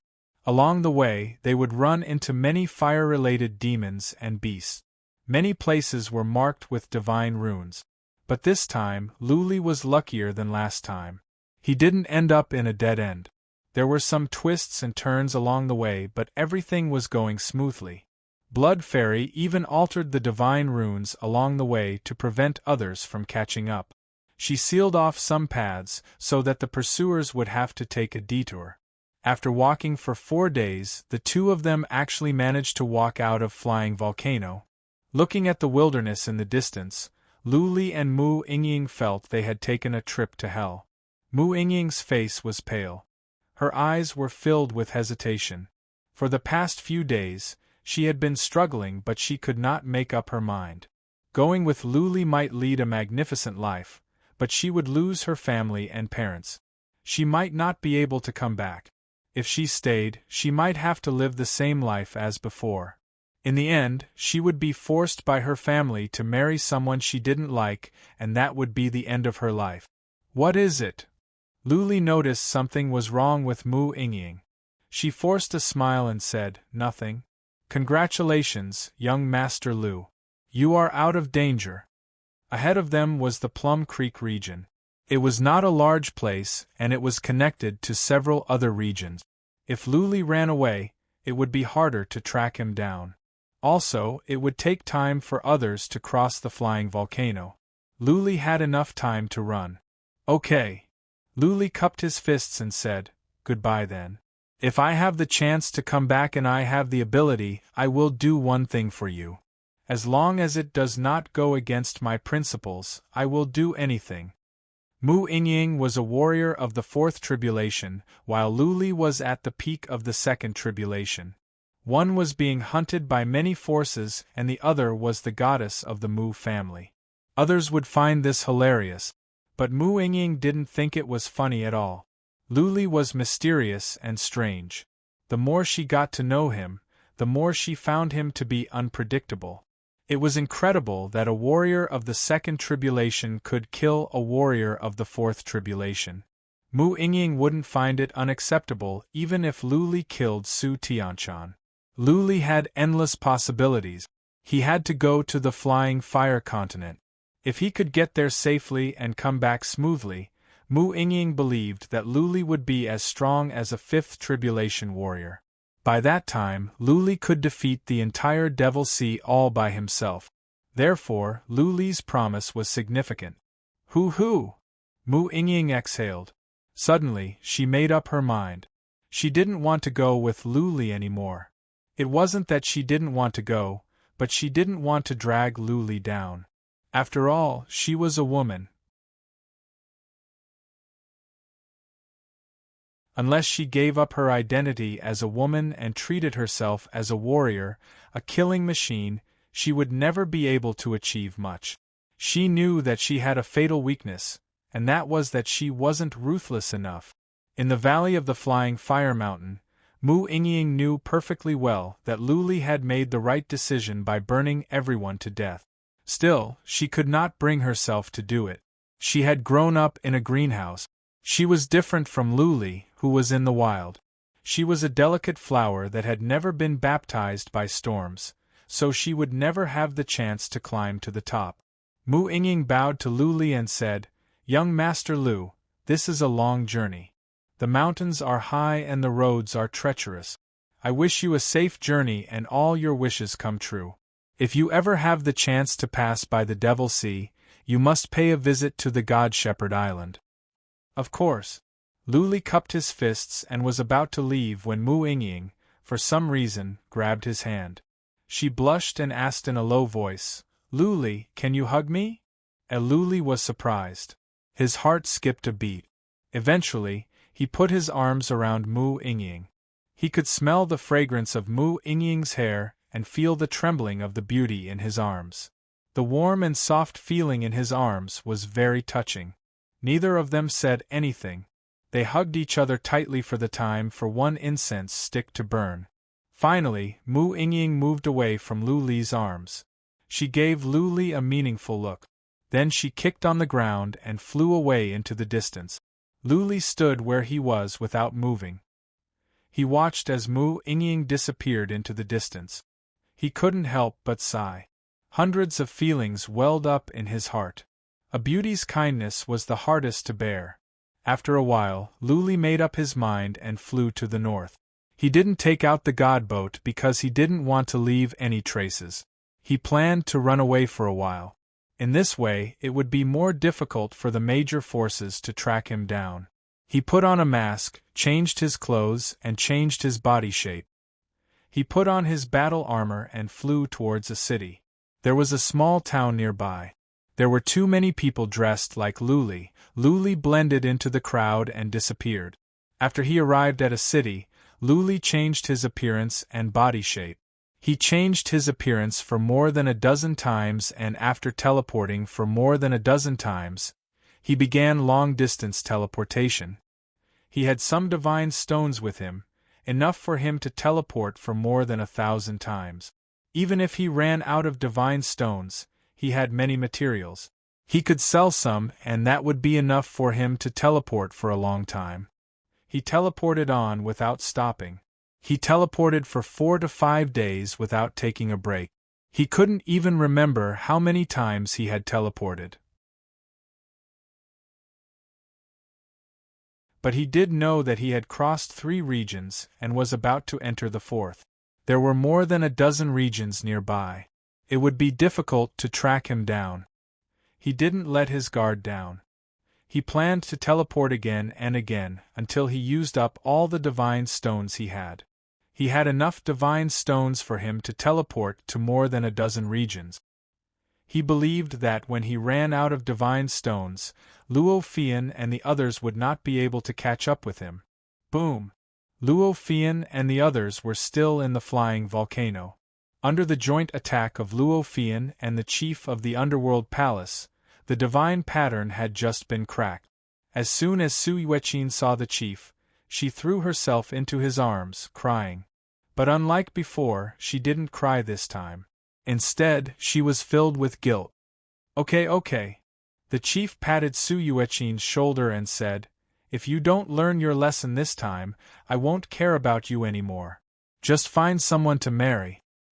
"I won't," Su Yueqin said with determination. "I will not marry before I kill Luli. I have made a vow." Ha, okay. I will go after him and see if I can catch up with him." The chief waved his hand and said, "Tianchan, take Qiner back and make arrangements." Su Tianchan nodded but turned to Mu Wanyun. When he was about to say something, the chief waved his hand and said, "You don't have to say anything. Mu Wanyun will explain to us in person." Luo Fian nodded. Her face was covered with a veil so her face could not be seen. The chief turned to Luo Fian and said, "Master Luo, our 2 forces have fought a few times but that doesn't stop us from working together. If we don't catch that kid, we'll lose all our face. Okay.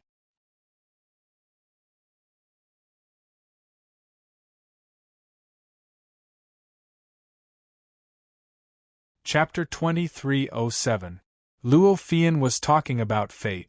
Clearly, fate was not on their side. It had been too long. It had been such a long time, and Lu Li had teleported away.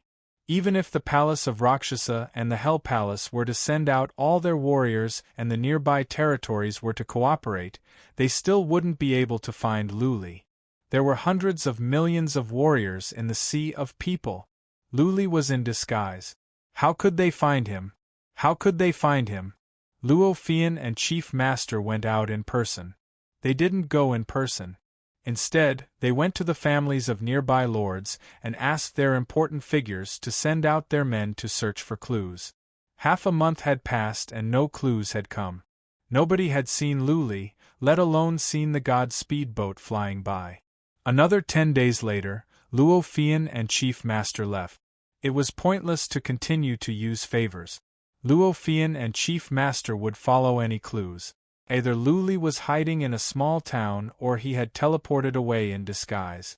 If it was the former, there was still a chance to find him.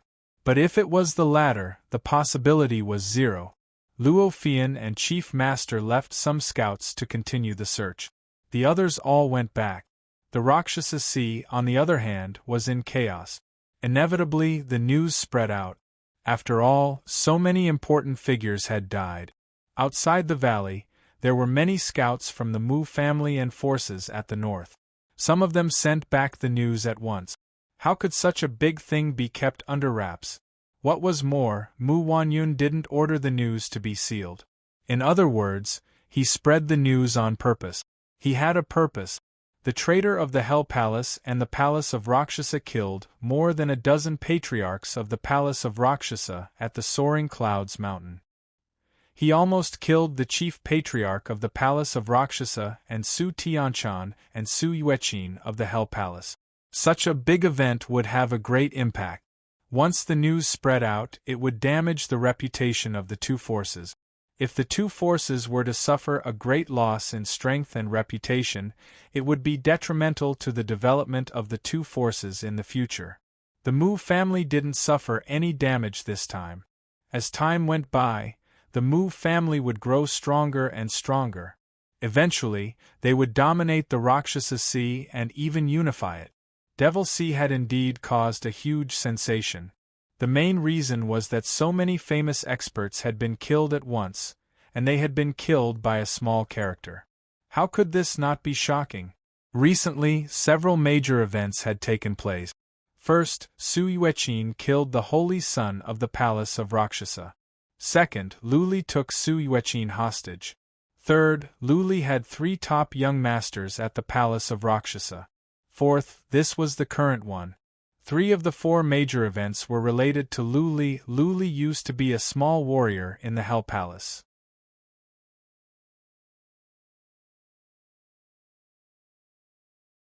Not long after he joined the Hell Palace, he became a commander.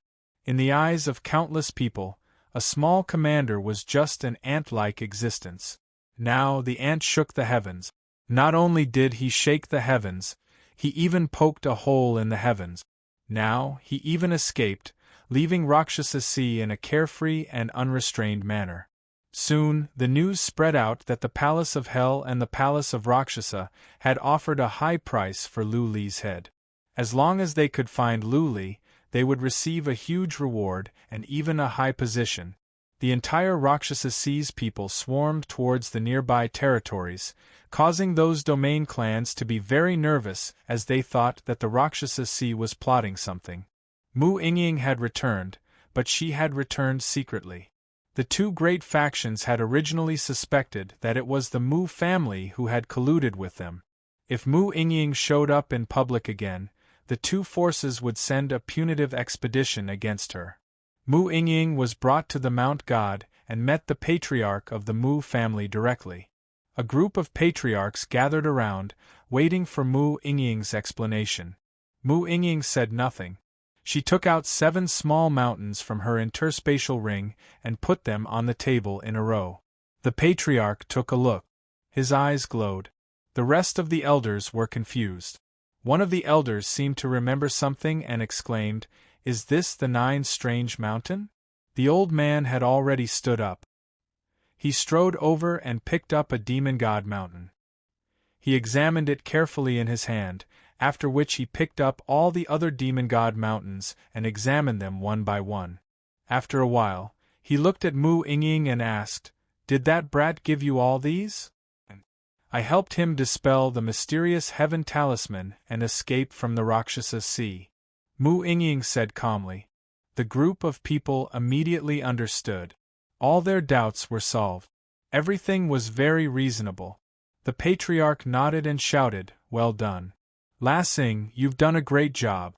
Let alone 7, even 3 or 4 would be worth it." Mu Yingying didn't look too happy. Instead, she was a little sad. Would they have a chance to meet again after this? Would this peculiar man drift further and further away from her, to the point where they would never meet again in this lifetime? 9 strange mountains. Not bad. Well done. We even killed more than a dozen elders from the Hell Palace's Rakshasa Palace. Double happiness. Ah. We have one. That makes 8 in total. If we can find the last one, we will have all the 9 strange mountains. This treasure is not just an ordinary Dharch weapon. It also contains a powerful divine skill of the ancestor god. God has opened his eyes.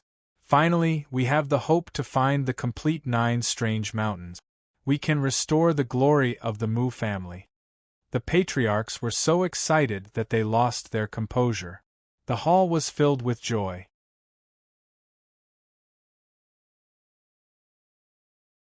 Only Mu Yingying remained calm. "What is it, La Xing?" The old man looked at Mu Yingying kindly and said, "Although you messed up my birthday this time, you brought me the best gift." Mu Yingying came back to her senses. She answered casually, "Nothing. I am just worried that the Palace of Rakshasa and the Hell Palace will make trouble for us and accuse us of colluding with Luli." "What is there to be afraid of?" The patriarch of the Mu family said with a smile. "I have talked to Churn of the Pavilion of Heaven. We will work together to suppress the Palace of Rakshasa and the Hell Palace. Even if the 2 families are not convinced, they will have to endure it.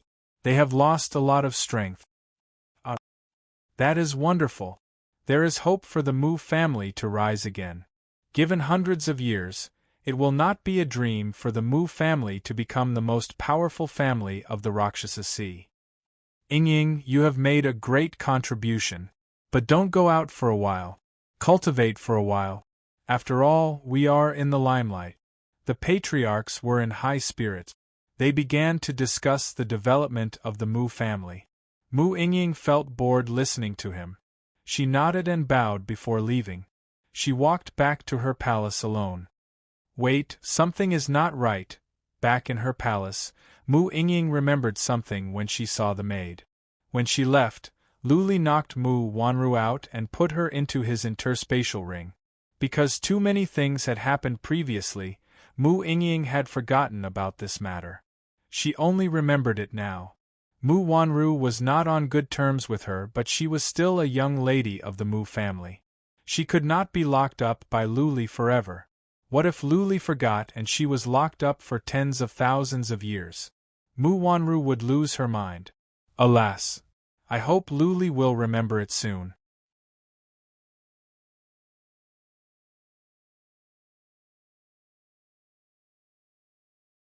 Chapter 2308. Naturally, Luli did not remember this. He had forgotten about this Mu Wanru ever since he threw her into the wicked bead. She was just an average warrior at the third tribulation. He had teleported for over 1,000 times. He could not even remember how many regions he had crossed. Anyways, he would keep on teleporting as long as he had enough divine stones. He was mentally exhausted, but he kept on teleporting. The further he went, the safer he would be. Who knew if Luo Fian and the others would not let him go? After several hundred teleportations, Luli finally stopped. He stood in a small city, looking around in a daze. He was in a trance. Whoosh! He dashed into a tavern, checked into a room, activated the inhibition formation, and went into the separation bead given to him by Mu Yingying. He asked Blood Fairy to monitor the situation in the room and fell asleep at once. This sleep was exceptionally peaceful. He slept for a day and 2 nights. When he woke up, he felt refreshed. He took a bath and changed his clothes. He went out to have a nice meal, living a normal life. This city was called the City of Immortals, part of the territory of the Prefecture of Immortals. Luli found a waiter and gave him some divine stones to gather information. The waiter in the tavern was good at gathering information. At least, they could know the major events like the back of their hand. Many of the waiter in the tavern were scouts of some forces. After some inquiries, Luli felt much more relaxed. There was no news from the Devil Sea. This place was too far away from the Devil Sea. Luli did not care about the Devil Sea. The information he gathered was about the nearby regions. His matter should have caused quite a stir over at Devil Sea, right? There was no news from the Prefecture of Immortals, which meant that the pursuers were not here. Luli should be safe for now. Of course, he could not afford to let his guard down. He decided to press on. But he had no more divine stones. He needed to sell some elixirs. He found out that there was a city in the Prefecture of Immortals. It was a famous black market where everything was sold. Naturally, he could sell anything. He did not linger. He teleported all the way. After 4 or 5 teleportations, he arrived at the City of Immortals. This city was famous among the dozens of regions nearby. There was a huge underground black market in the city. As long as one had divine stones, one could buy holy weapon fragments here.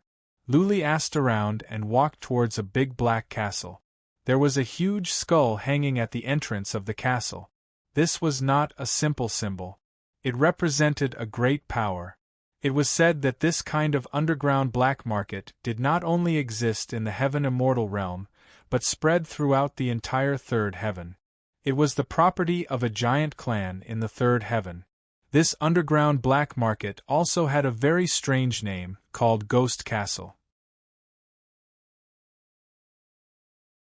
There were soldiers guarding outside the Ghost Castle.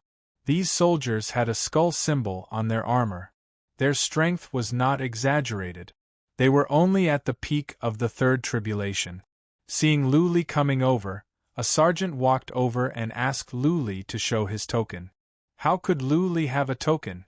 Under the guidance of the warrior, Luli went to a small door on the side where an old man was sitting. How do I get a token to enter the Ghost Castle?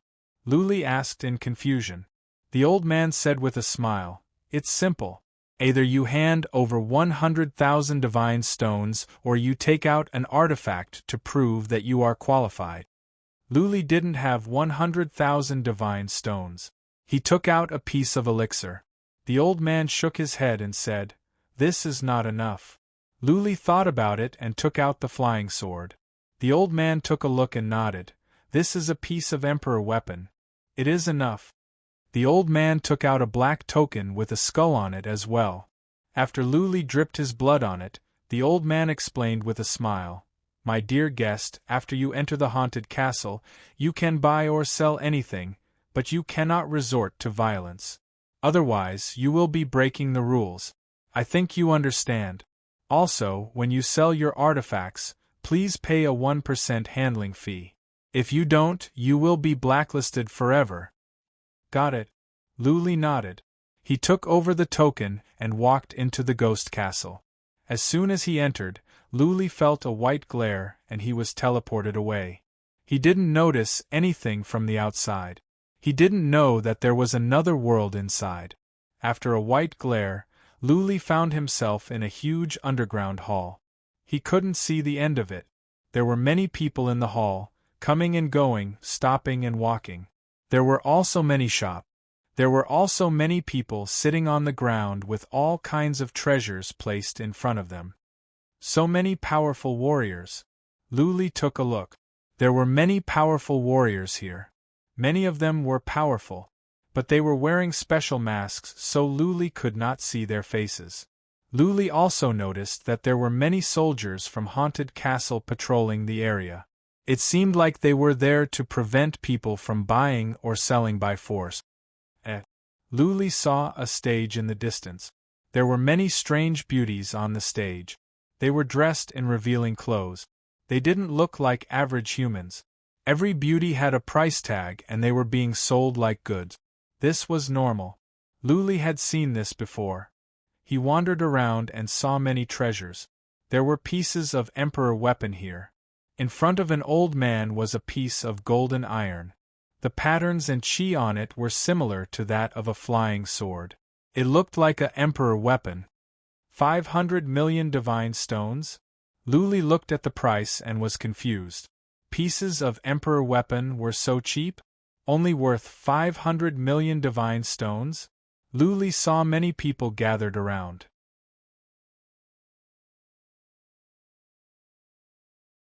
Some of them were eager, but they didn't seem to have that many divine stones.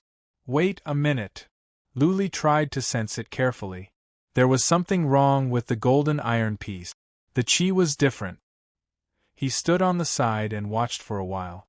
Some powerful warriors passed by and walked away after a glance. Luli suddenly understood. Fake! Luli's mouth was wide open. This old man was so bold to fake a piece of emperor weapon. Wasn't he afraid that he would be hunted down if he cheated others? I will take it. A young man in fancy clothes made up his mind. He took out an interspatial ring and grabbed the golden iron piece. The old man put away the interspatial ring. He took a look, nodded and left. I got the 500 million divine stones. I think this old man will change his appearance and go back to selling pieces of emperor weapon after a while. Luli curled his lips. It was so fun to earn divine stones like this. It was a pity that he did not have the skills or the courage. Anyone that could spend 500 million divine stones must have some background. Body refinement elixir. Luli walked around and stopped in front of a shop. There were many jade boxes on the shelf. The contents of the boxes were clearly stated, and how many divine stones were needed.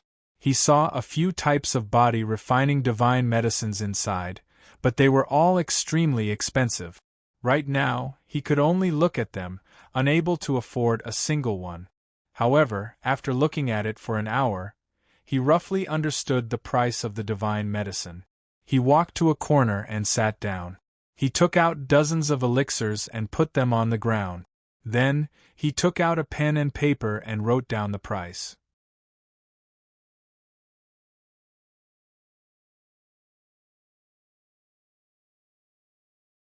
Chapter 2309. The elixirs he took out were not of high quality. That being said, they were given by the palace of Rakshasa after all. What was more, Luli offered a lower price, so the elixirs sold out quickly. When Luli sold the dozens of herbs, he had more than 4 million divine stones. It seemed to be a lot, but the teleportation was limited. He could only teleport a few thousand times. Luli thought about it and checked his interspatial ring. He once killed the 3 freaks of Rakshasa, and there were some treasures in there. The divine stones he used to teleport were from the 3's interspatial rings. As he had expected, the 3 of them did have some in stock. Luli found some elixirs and some strange treasures. Luli put them all on display without writing down the price. He would wait for someone who knew the value to come and make an offer. With so many things on display, he attracted a lot of people to look in his direction.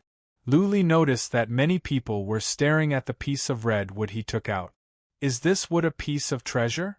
Luli was confused. Some people had come over.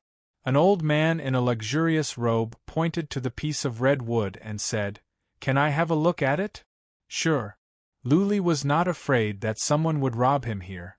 The old man in a luxurious robe picked it up, checked it carefully and said, "I will take it. 1 million divine stones." Luli was surprised. He didn't know that the wood was worth that much. He was about to make an offer of 1.5 million when a white-robed old man next to him said, I will offer 2 million for the wood. The old man in a luxurious robe pulled a long face. He glared at the white-robed old man coldly and said, "First come, first served. My friend, this is not good." The white-robed old man said with an indifferent smile, "The one who offers the highest price can go on." The old man in a luxurious robe was enraged.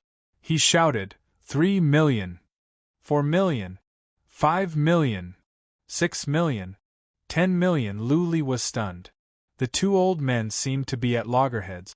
They raised the price to 10 million divine stones. Luli had sold dozens of herbs for only a few million. This seemingly useless piece of wood was worth tens of millions of divine stones?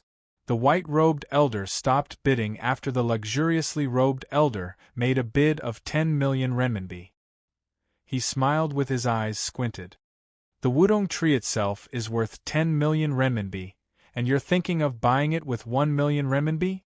Hee, it's yours. The white-robed old man left with a smile.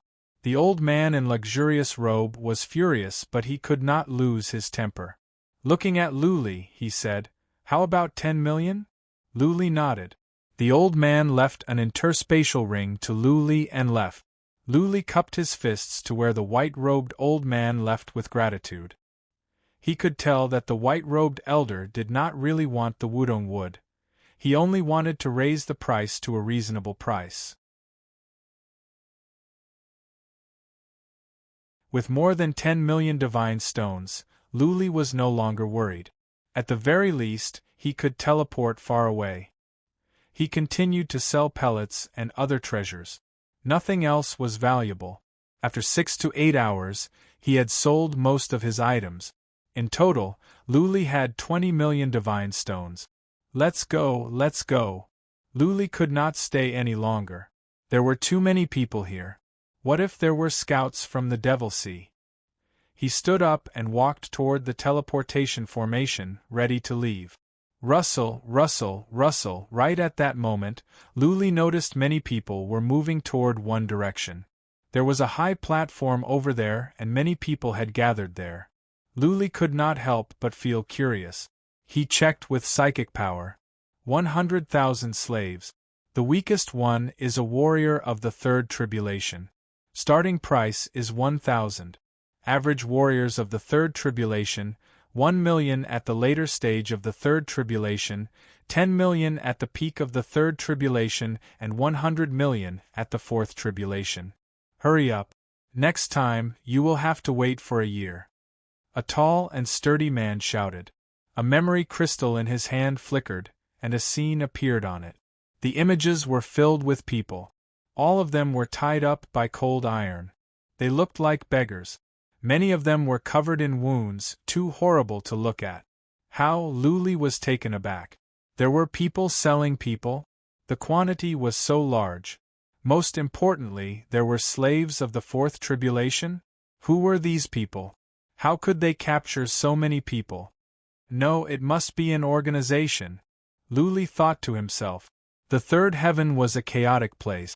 It seemed that this organization specialized in capturing lone warriors, domesticating them and selling them. 100,000 people. This is a huge profit. The cheapest one was at 100,000 divine stones. This was a sky-high price. According to this strong man, 1 batch per year? How many divine stones could this organization make in a year? So shady. Luli curled his lips. Some people had started to make deals. Many of them were from major forces. They must be buying slaves to do hard labor. Let's go. Luli didn't linger. He was not in the mood to enjoy the show or worry about the lives of the slaves. If he was not powerful enough, he would still be sold as a slave when he was captured. Luli walked to the teleportation formation and was about to leave when he heard an explosion. Then, someone cried out in pain. Luli was taken aback. Didn't they say that violence was not allowed here? Luli used psychic power to check.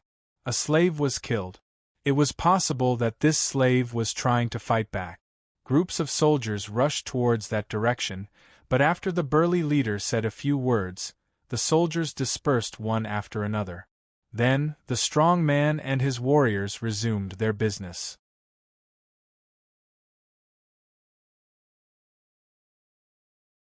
Batches of slaves were taken out and put into the interspatial rings of the buyers. Luli was about to take back his psychic power when he trembled. He saw the 100 people that were teleported out. He saw two familiar figures. Buzzing, unfortunately, before he could take a closer look, that group of people had been put into the interspatial ring by a purple-haired young man. Luli didn't even have time to look. Is it them? Luli's hair stood on end. He was like a startled beast. Killing intent spread out from him uncontrollably. What do you want? We are in the haunted castle. Please abide by the rules here. Luli's killing intent attracted the attention of warriors nearby. A team leader sent a message to Luli with psychic power. Luli paid no attention to those warriors. He stared at the purple-haired young man in the distance. Luli rubbed his eyes and recalled what he just saw. Soon, he called out two names, Qin Zhan, Gan Lin. If he didn't detect wrongly, Qin Zhan and Gan Lin were among the slaves just now. They were his friends for many years. He was so familiar with them. I will find out whether they are or not. Luli strode over. The team of patrolling warriors came over. The team leader looked at Luli coldly and said, "My friend, what do you want?" Luli came back to his senses. He suppressed his emotions, cupped his fists and said, "Don't worry. I know the rules. I am just a bit excited to see you too. Don't make trouble." The team leader warned Luli again. Luli walked over quickly. The deal was done. The purple-haired young man was about to leave with his warriors.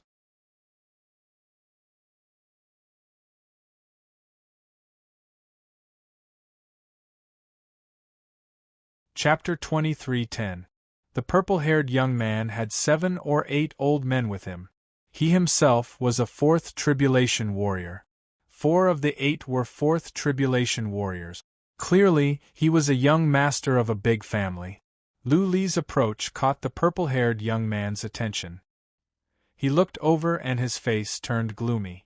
A mere 2nd tribulation heaven god dared to come close? He was running around and he had a murderous intent? Did this man have a death wish? Luli calmed down after he was stopped. He cupped his fists and said, "Lords, I want to talk to you about something. Piss off." The purple-haired young man snorted. "Who do you think you are? You think you are qualified to talk to me?" Even a warrior at the peak of the 3rd tribulation was nothing to the purple-haired young man, let alone a 2nd tribulation heaven god. Not only did Luli disturb him by running around, he also wanted to talk to him? If they were not in the haunted castle, the purple-haired young man would have killed Luli without hesitation. Luli was stunned. He didn't know what to say. He suppressed his anger and was ready to talk to the purple-haired young man nicely. He didn't mind even if he had to give the purple-haired young man all the divine stones he just sold. Gan Lin and Qin Zhan were his brothers. He wouldn't mind spending more divine stones. However, the purple-haired young man didn't want to say another word to him. He took his men and left in strides. Luli wanted to chase after him, but the 2 men who stopped him blocked his way and stared at Luli with murderous intent. "Don't make trouble." In the distance, the leader of the Fort of Ghosts sent another message.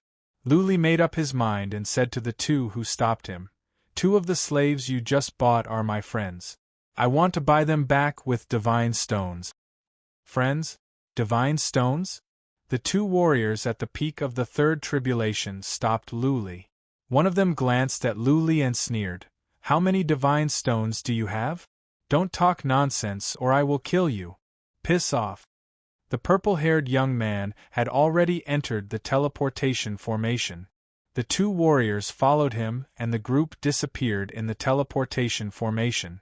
Luli hurried to catch up. By the time he was teleported out, the purple-haired young man and the others had left the haunted castle and were walking toward the plaza. Tax.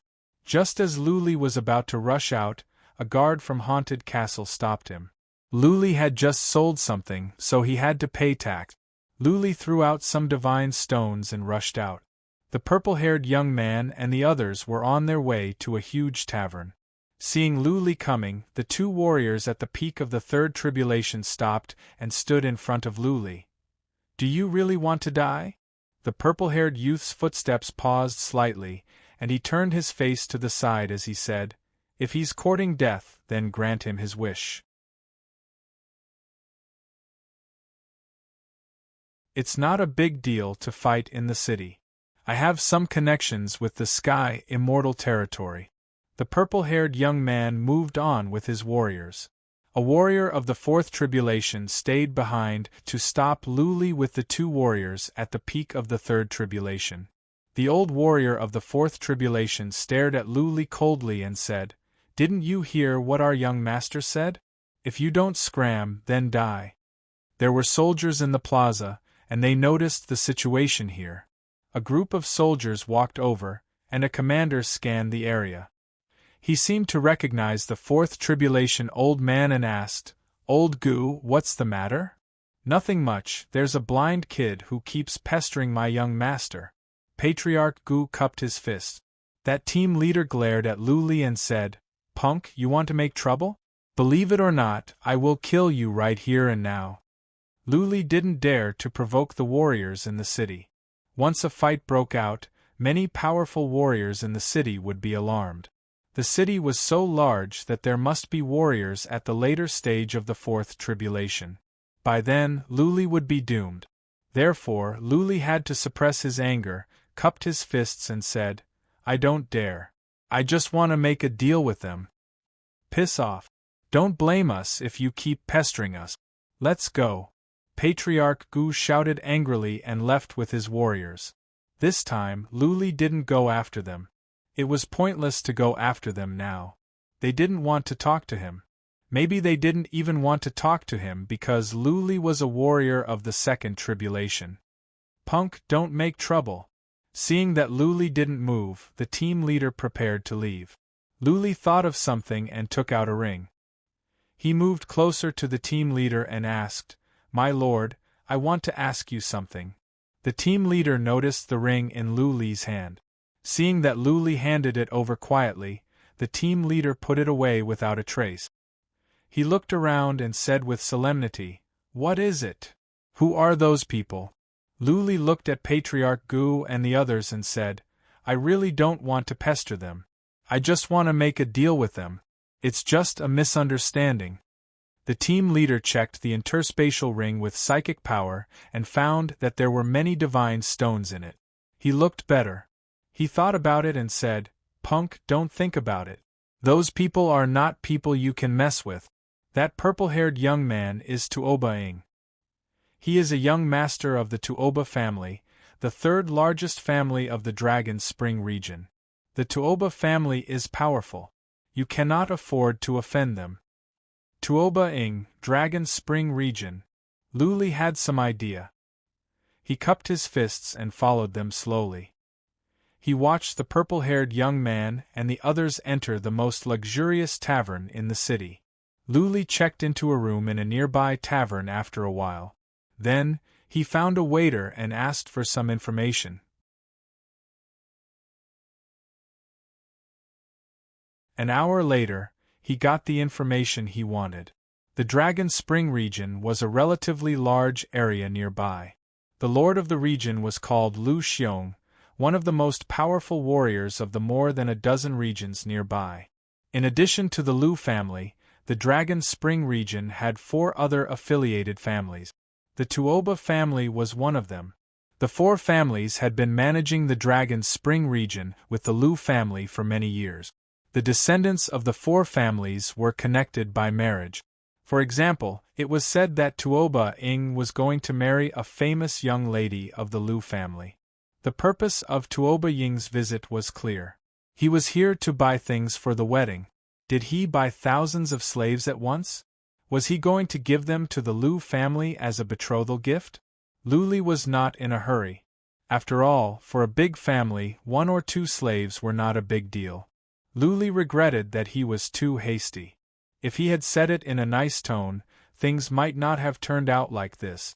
but there was nothing he could do. Not many people would be able to stay calm. Qin Zhan and Gan Lin were Lu Li's good brothers. The three of them came from the second heaven together. At the icy wind valley, the three of them ran separately. Lu Li had been trying to find them. Unfortunately, he could not even protect himself. How could he find them? The three of them had been separated for a long time. Lu Li had been at the Devil's Sea for several years. How could Lu Li not be worried when he saw the two of them all of a sudden, and they were sold as slaves? Yes, it must be them. Lu Li recalled what he saw just now and was sure that it was them. It had been years since they last met, but Lu Li remembered their faces clearly. It must be them. What to do? Lu Li thought for an hour and came up with two ideas. The first was to use force. He could kill the purple-haired young man and the others, take the interspatial artifact, and run away.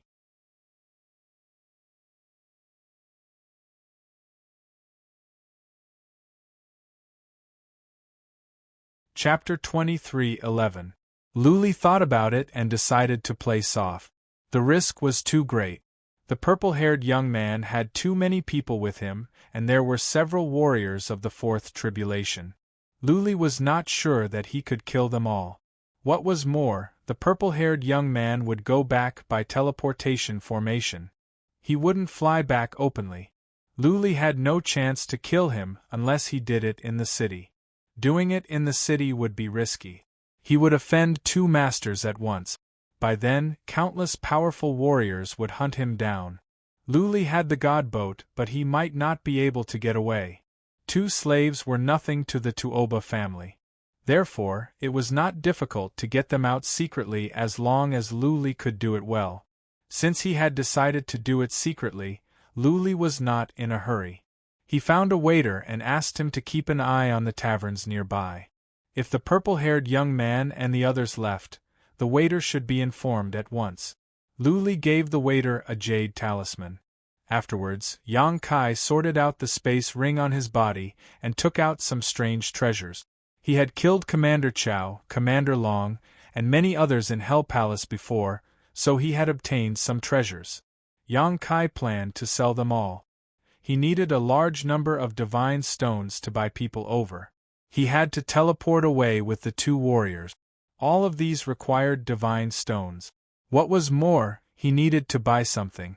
Most importantly, he needed a high-level mask to hide his identity.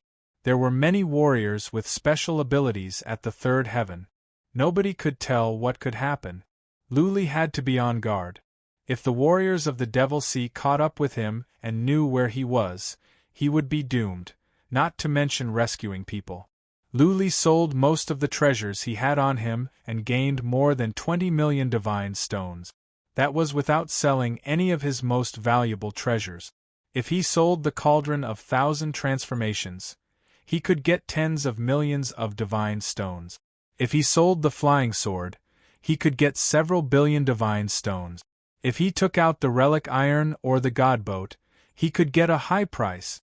Lu Li spent 8 million divine stones on a mask. Only powerful warriors at the peak of the fourth tribulation would be able to see through his face. This kind of mask was called the semi-god mask. It was common and sold in large quantities. The price was not outrageous either. Lu Li bought one. Back at the tavern, there was no reply from the waiter. Lu Li had to keep an eye on it himself. A day later, Lu Li noticed that several of Tuoba Ying's men had set off. They went to the haunted castle and came back after 6 hours. The next day, 2 more subordinates went to the ghost castle, probably to buy something again. On the third day, Tuoba Ying finally appeared and brought everyone to the teleportation formation. It was an extremely large teleportation formation that directly teleported them to the main city of the Heaven Immortal Territory, Heaven Immortal City. It should be time to go back. Lu Li hurried to catch up. He changed his clothes and put on the semi-god realm's mask. He discovered that Tuoba Ying and the others had already started teleporting again. They had entered a super-large teleportation array. Sure enough, they were returning to the dragon's spring territory. Luli spent 1,000,000 divine stones to teleport to the dragon's spring city. As soon as he came out, he used psychic power to check. He noticed that Tuoba Ing and the others had gone to the north of the city and to a huge manor. Luli spent some divine stones to find out the information. The manor in the northern part of the city belonged to the Lu family. Tuoba Ing went to the Lu family. Don't give those slaves to the Lu family as betrothal gifts. Luli prayed to himself. If they were given to the Lu family, it would be more troublesome. He would have to bribe the Lu family. The Lu family was a large family with many rules. Luli stopped wandering around. He found a tavern near the plaza and stared at the teleportation formation, waiting for Tuoba Ing to come out. Luli believed that Tuoba Ing would return to the family soon. By then, Luli would have a chance, as he had expected. In just one day, Tuoba Ing came out with his men. They entered the teleportation formation and teleported to the spring city. This was the headquarters of the Tuoba family. Luli had learned that the Tuoba family lived in the Cloud Dragon Mountain to the north of the spring city. Luli teleported to the spring city and watched as Tuoba Ing and the others went to the Cloud Dragon Mountain. He didn't dare to go after them. The Cloud Dragon Mountain was the base camp of the Tuoba family. If he were to approach, he would not be able to save people, let alone be killed. Luli wandered around the city, looking for a target. After a long time and some detailed information, he found his target. A warrior at the later stage of the third tribulation, from the Tuoba family.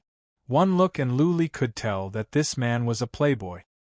He must have relied on his family's resources to get to the later stage of the third tribulation. He and several people ate and drank to their heart's content in the tavern. There were beautiful girls with him. The atmosphere was foul. Luli was drinking by himself, listening to the man's bragging. He learned a lot from their conversations. After half a day, they were almost done drinking. Some of them carried the girls upstairs to the guest room. The Tuoba family warriors were ready to leave as well. However, Luli stood up, walked in with a smile and said, "Lord 4, have you had enough? If not, I will keep you company." The disciple of the Tuoba family looked at Luli with confusion. He took a closer look and made sure that he didn't know Luli. Then, he asked with a straight face, "Who are you? Who let you in? You have no manners." "Ha ha, I am from the family of shopkeeper Lu." Luli smiled and handed over an interspatial ring. At the same time, he winked and said, "Lord 4, is this a good time? I want to talk to you about a big deal." Seeing the interspatial ring, Lord 4 grabbed it after some thought. He took a look and found 1,000,000 divine stones in it. His eyes glowed. He said with a smile, "You are from the Lu family. Sit down, sit down." There was indeed shopkeeper Lu in the city and more than a dozen others. Lord 4 didn't care about shopkeeper Lu. All he knew was that Luli was here to give him divine stones. Lord 4 was from the Tuoba family, but his abilities were too low. He was the kind of person who could only eat and wait to die. The Tuoba family was a big family with many resources. However, the bigger the family was, the stricter the control of resources. Most of the resources would be given to talented disciples and powerful warriors. Therefore, Lord 4 was not living a happy life. Now that a big deal had come to him and he was offering 1,000,000 divine stones, Lord 4 was cheered up. He wasn't afraid that Luli would cheat him. This was the Fountain City, the territory of the Tuoba family. Luli was not in a hurry to talk about business. He drank with Lord 4 first before he looked at the girl next to Lord 4. That girl was here for business as well. She walked out, swaying her hips. Luli activated the inhibition formation and said with a straight face, "Let's get straight to the point. Lord 4, I want you to get 2 slaves out. When you can get them out, I will give you another 10,000,000 divine stones." Slaves? Lord 4 frowned. He was confused. Just 2 slaves. How could they be worth so many divine stones? The Tuoba family had many slaves. There were slaves in many mines and farms. Those slaves were the lowest of the low. People were dying every day. Lord Four could get them out easily. Lord Four was not an idiot. He looked at Luli with alarm and said, "Do the two slaves have special backgrounds? Or special identities? If so, there is nothing I can do." "No, absolutely not."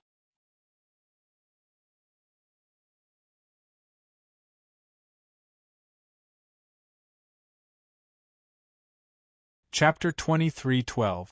Naturally, Master Four wanted to make some money. 10 million was not a small amount and it was not a big deal. Luli had said that he could turn down the offer at any time if there were any problems. Master Four left without hesitation. Luli stayed in the guest room on the upper floor of the tavern and waited for Master Four's news. Luli drew 2 portraits for Master Four and said that Tuoba Ing had just bought them from the haunted castle. Master Four was a bit hesitant when he heard that it was Tuoba Ing who bought them. But he didn't mind when he learned that Tuoba Ing had bought thousands in one go. It was just 2 slaves, not a big deal. Luli waited patiently. He could not afford to be careless. He kept an eye on the surroundings in case the Tuoba family would do something to him. If Fourth Master found a group of people and arrested him for being a spy, then he would die a wrongful death. He waited for 2 days, which was peaceful. On the 3rd day, Master Four came. He entered Lu Li's guest room with a terrible look on his face. "You are in trouble." Master Four cut to the chase as soon as he came in. "Those slaves have been sent to the Thunder Prison Mountain to mine there. That is a place under strict management of the Tuoba family. I cannot do anything, so I cannot do anything." Thunder Prison Mountain? Luli had asked around about the Tuoba family. He knew something about the Thunder Prison Mountain. This was one of the most important places of resources for the Tuoba family. The Thunder Blood gems produced there were priceless. Naturally, the security was strict. Luli had never thought about kidnapping people by force. That was one of the most important places of the Tuoba family. There would be at least warriors at the 4th tribulation. The divine patterns inside must be powerful as well. On the off chance that there was a strong shield, Luli would not be able to crack it. Luli thought about it and cupped his fists again. "Master Four, can you do something? I can add a few more parangons. You have done your research. Those 2 are of no importance. They are not worth mentioning for the Tuoba family." "This is difficult." Master Four let out a deep sigh and did not continue speaking. Luli understood. The ring on his hand glowed as he handed over another 2 million divine stones and said, "Lord Four, as long as you can help me save these 2, I will give you another 20 million later." The 4th Master took it and casually glanced at it. His eyes immediately lit up. He hesitated for a moment and said with some difficulty, "All right, I'll try my best. I definitely won't be able to do it by myself. I have to find a clan uncle to think of a way. You can wait here for news." After Patriarch Four left, Luli called over a waiter at once to ask about the Thunder Prison Mountain. After a while, Luli was intrigued. It wasn't that the Thunder Prison Mountain couldn't be taken down. It was because the Thunder Prison Mountain was huge. It covered an area of millions of kilometers. Although there were many patrolling soldiers, there was still a chance to sneak in. Originally, Luli had thought that the place was covered by a divine rune training hall. Now, it seemed that there were no divine runes. How could there be divine runes in an area with a radius of millions of miles? They could only rely on the soldiers to guard and patrol. "Let's wait for a while." Luli thought about it and decided to wait for Lord Four. If Lord Four could get it out easily, then Luli wouldn't have to take the risk. Otherwise, he would fall out with the Tuoba family and could be killed by the powerful warriors guarding the Thunder Prison Mountain. 3 days later, Lord Four came. He pulled a long face as soon as he arrived. He said, "Brother, this is difficult. Our family has been reorganizing our internal affairs. I have found a clan uncle and begged him for a long time. He said that it is difficult to get them out secretly unless we can bribe the patriarch guarding the mountain. Luli frowned and asked, "How much?" Lord Four raised one finger and said, 300 million, and you must pay half of it up front. We have to bribe the patriarch or else we cannot get 2 people out. That much? Luli pulled a long face. After a moment of hesitation, he made up his mind and said, I don't have 300 million now. I need to collect them. Lord Four, are you sure you can do that? Lord Four nodded. Luli nodded and said, Then please wait for a month or 2. I will go and collect the divine stones. By then, I will need your help. You will get your share. Sure, do it as soon as possible. The Thunder Prison Mountain is dangerous. Don't let the people you want die. Lord Four said and swaggered away. Luli's face was clouded after Lord Four was gone. This Lord Four was a good-for-nothing. He couldn't do anything and he wanted to cheat Luli out of his divine stones? If he could get them out, it would be a piece of cake, and he wouldn't have to spend 300 million divine stones. Clearly, this Lord Four was either trying to swindle Luli out of his divine stones, or he was trying to extort more divine stones from Luli. Luli didn't have that many divine stones. He was afraid that if he gave too many divine stones, Lord Four might get greedy at the sight of money and find someone to kill him. Therefore, Luli's words were meant to calm Lord Four down. Luli decided to save the 2 himself. He wanted to go to the Thunder Prison Mountain first and bribe the warriors there if he could. If he couldn't buy them, he could only forcefully kidnap them and escape with the 2 of them. He went to the city and teleported to a small city nearby. After several teleportations, he arrived at the Thunder City. The Thunder Prison Mountain was 3,000 miles to the north of the Thunder City. As a matter of fact, the Thunder City was built for the Thunder Prison Mountain. There were many warriors in the Thunder City, and so were the entertainment industries. Tens of thousands of warriors were stationed at the Thunder Prison Mountain all year round. They would work in shifts and needed to rest. The Thunder City was a place for them to relax. There were taverns, brothels, and brothels everywhere. Luli wandered around in the city. He was relieved to see so many warriors. Those warriors were from the Thunder Prison Mountain. At the very least, it would be easier for them to gather information. Money could make the world go round. Luli stayed in the city for 2 days and successfully made friends with a minor commander. He also gathered a lot of information, but the result was frustrating. The management of the Thunder Prison Mountain was too strict. All the slaves had a serial number and special marks were planted in their bodies to prevent them from running away. Once the slaves left the Thunder Prison Mountain, they would be noticed immediately and an individual troop would be sent to hunt them down. Therefore, it was hard to get them out secretly. Was Lord Four not trying to extort Luli for divine stones? Did he really have to bribe the patriarchs? Luli did not have that many divine stones unless he sold the cauldron of 1,000 transformations and other treasures. Was he sure he could get them out for 300 million? Luli was not so sure. He did not act rashly. Instead, he continued to gather information. After spending several million divine stones on that minor commander, Luli finally got what he wanted. He could do Luli a favor and find out which area of the Thunder Prison Mountain the 2 were in. As for how to get them out, that would be up to Luli.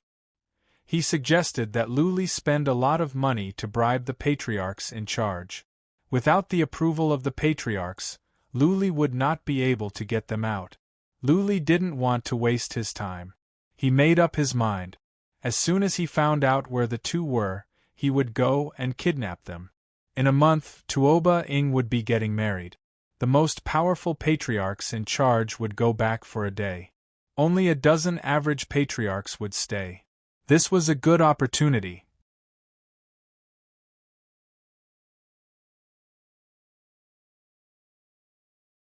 Chapter 23:13. During the month, Luli had not been idling around. He had been preparing. He had been preparing to save people and to run away. It was easier for Luli to save people but more difficult to run away.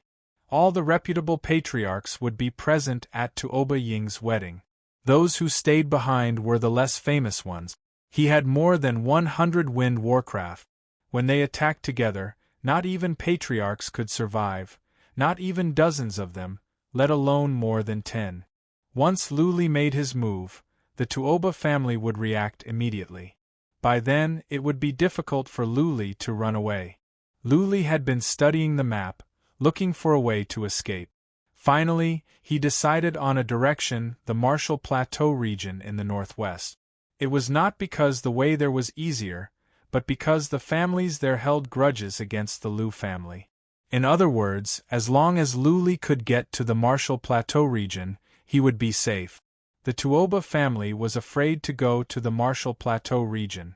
The Tuoba family was the younger brother of the Lu family.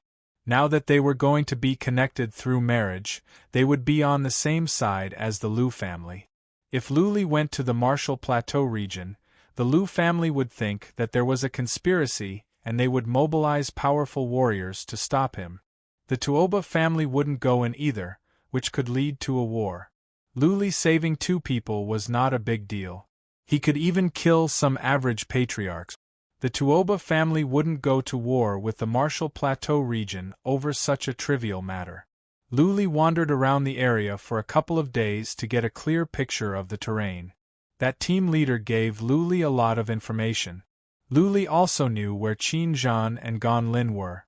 Luli came back half a month later. Everything was ready. Now, he just had to wait for Tuoba Ying's wedding. That team leader came to Luli again, saying that he could introduce Luli to the patriarch in charge. Of course, it would be up to Luli if he could make the deal. Furthermore, this junior commander had also named a price of 2 to 300 million godstones. Clearly, this team leader was like Master 4. Seeing that Luli could earn more divine stones, he wanted to take advantage of him. Luli didn't have 2 or 300 million divine stones. Even if he didn't want to waste it. Luli could tell that this team leader was not a good guy. Given his rank, he was not qualified to talk to the patriarchs. Clearly, he was trying to cheat Luli of divine stones. This was the territory of the Tuoba family. So what if Luli was cheated? If Luli, a second Tribulation Realm god, dared to make trouble, he could be killed in minute. There were tens of thousands of warriors in the city at any time. Luli had made up his mind. He didn't care too much anymore. He was ready to make his move on the day of Tuoba Ying's wedding. Previously, he had been bullied. This time, he could disrupt Tuoba Ying's wedding, killing 2 birds with 1 stone. Time passed quickly, and soon it was the day of the wedding. The city became heavily guarded. The number of soldiers at the city gates had increased greatly. They were afraid that something would happen. If the higher-ups blamed them, they would not be able to bear the consequences. All right. Luli was relieved to see that several powerful patriarchs had left in teleportation formations. He strode toward the city gate. Luli had been living in the city for such a long time that he could use the divine stones like water. The guards at the city gate recognized Luli. Nobody asked him if he wanted to leave the city. He came out from the west city gate, took a detour outside, went to the north city, and then went straight to the Thunder Prison Mountain. The name of the mountain was the Thunder Prison Mountain. It was not a place where thunderbolts would strike every day. That being said, there was a formation for gathering thunders. Every half a month, thunderbolts would strike. The mountains here were very special, able to nurture a type of mystical crystal stone. This crystal stone was very precious and extremely valuable. Luli did not go into the Thunder Prison Mountain right away. Instead, he went to the northwest. Qin Zhan and Gan Lin were in an area over there. That team leader had found out everything. Who is it? Before Luli got close to the mountain in the northwest, a team of warriors shouted. Luli swaggered over. He cupped his fists and said with a smile, "Brother Chen, do you remember me? I am Lu Jun from the Lu family. Lu changed his name to Lu Jun. He had met many warriors recently. Anyone who could spend divine stones like water could get to know many people. One of the warriors looked at Lu. He calmed down a bit and asked, Lu Jun, what are you doing here? This is a forbidden area. Nobody is allowed to come here. I am here for Commander Kuan. Lu cupped his fists and smiled. Then, he said, please take me to Commander Kuan. I have something important to do. Later, I will invite Brother Chun to the House of Happiness for half a month. Commander Kuan was the team leader Lu bought over. The warrior's eyes glowed when he heard about the House of Happiness. That was the best brothel in the city, and the price was exorbitant. Every time he went there, he would feel the pinch. Lu said that he could stay there for a month? Naturally, the warrior was overjoyed. No way. Brother Chun shook his head and said, You are not from the Tuoba family.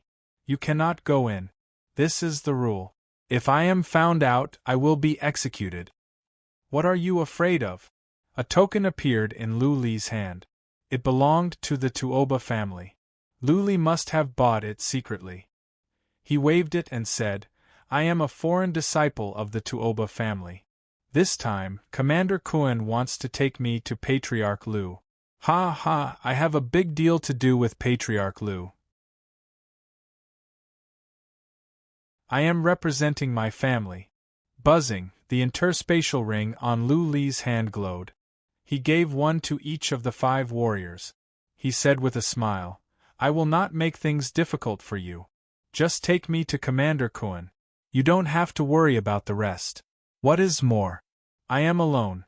Are you afraid that I will make trouble? The 5 took over the interspatial rings. They all smiled when they saw there were 100,000 divine stones in them. Lu was right. What trouble could a tribulation heaven god cause if he went in? He was only going to see Commander Kuan and then Patriarch Lu.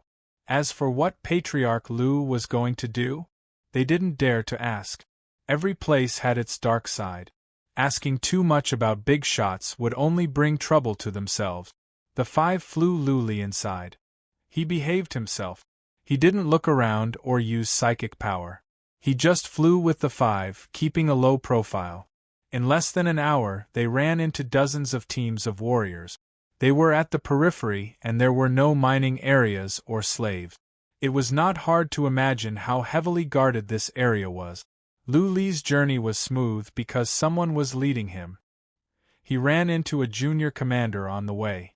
Second Brother Chun said he would take him to Patriarch Lu, but the commander didn't mind. It was because Luli's realm was too low. The commander didn't feel threatened at all. Another hour later, Lu passed by 3 mining areas but he didn't see Qin Zhan or Gan Lin. He was slightly anxious in his heart. If he didn't meet Qin Zhan and Gan Lin but met Commander Kuan first, then things would be a little troublesome. After the time for 2 incense sticks to burn, they passed by another mining area. Lu squinted. He stopped in midair and stared at the 2 in the valley. He was filled with killing intent.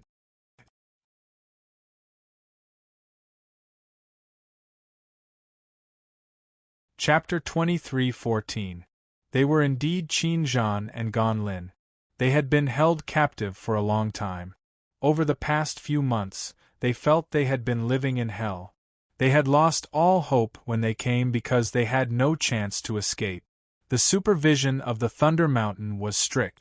Everyone was marked with a special mark. Once they left the Thunder Mountain, they would be hunted down. Their divine energy and soul energy were sealed, and they were tied up by special chains.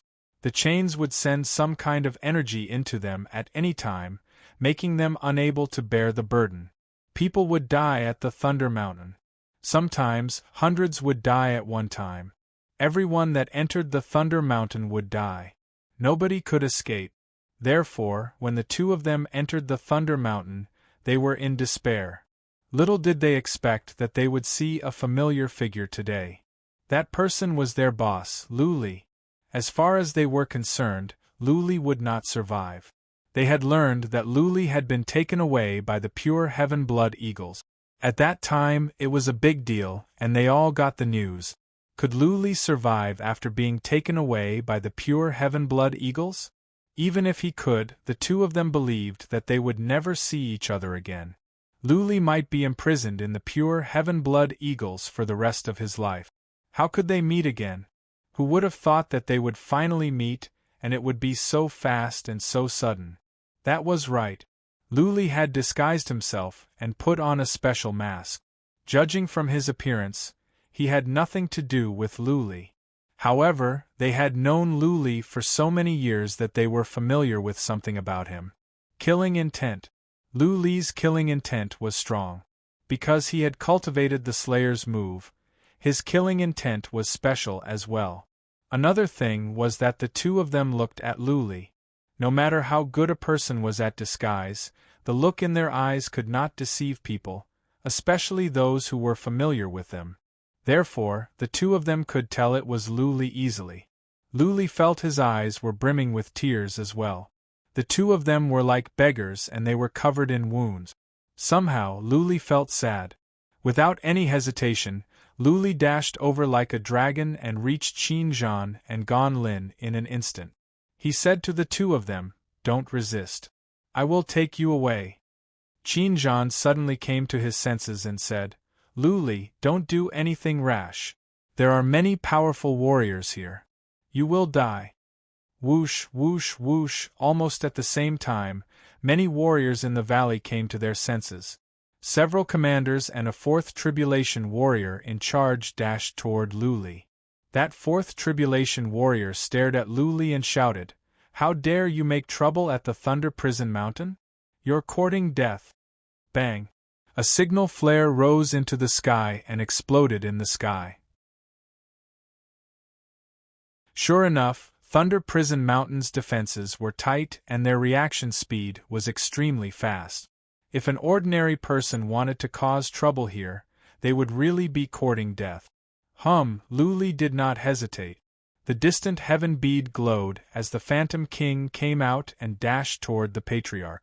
Luli also released more than a dozen wind warcraft to charge at the warriors around. Just as Qin Zhan was about to say something, he sensed the aura of the Spectre King and got a fright. Gan Lin was shocked as well.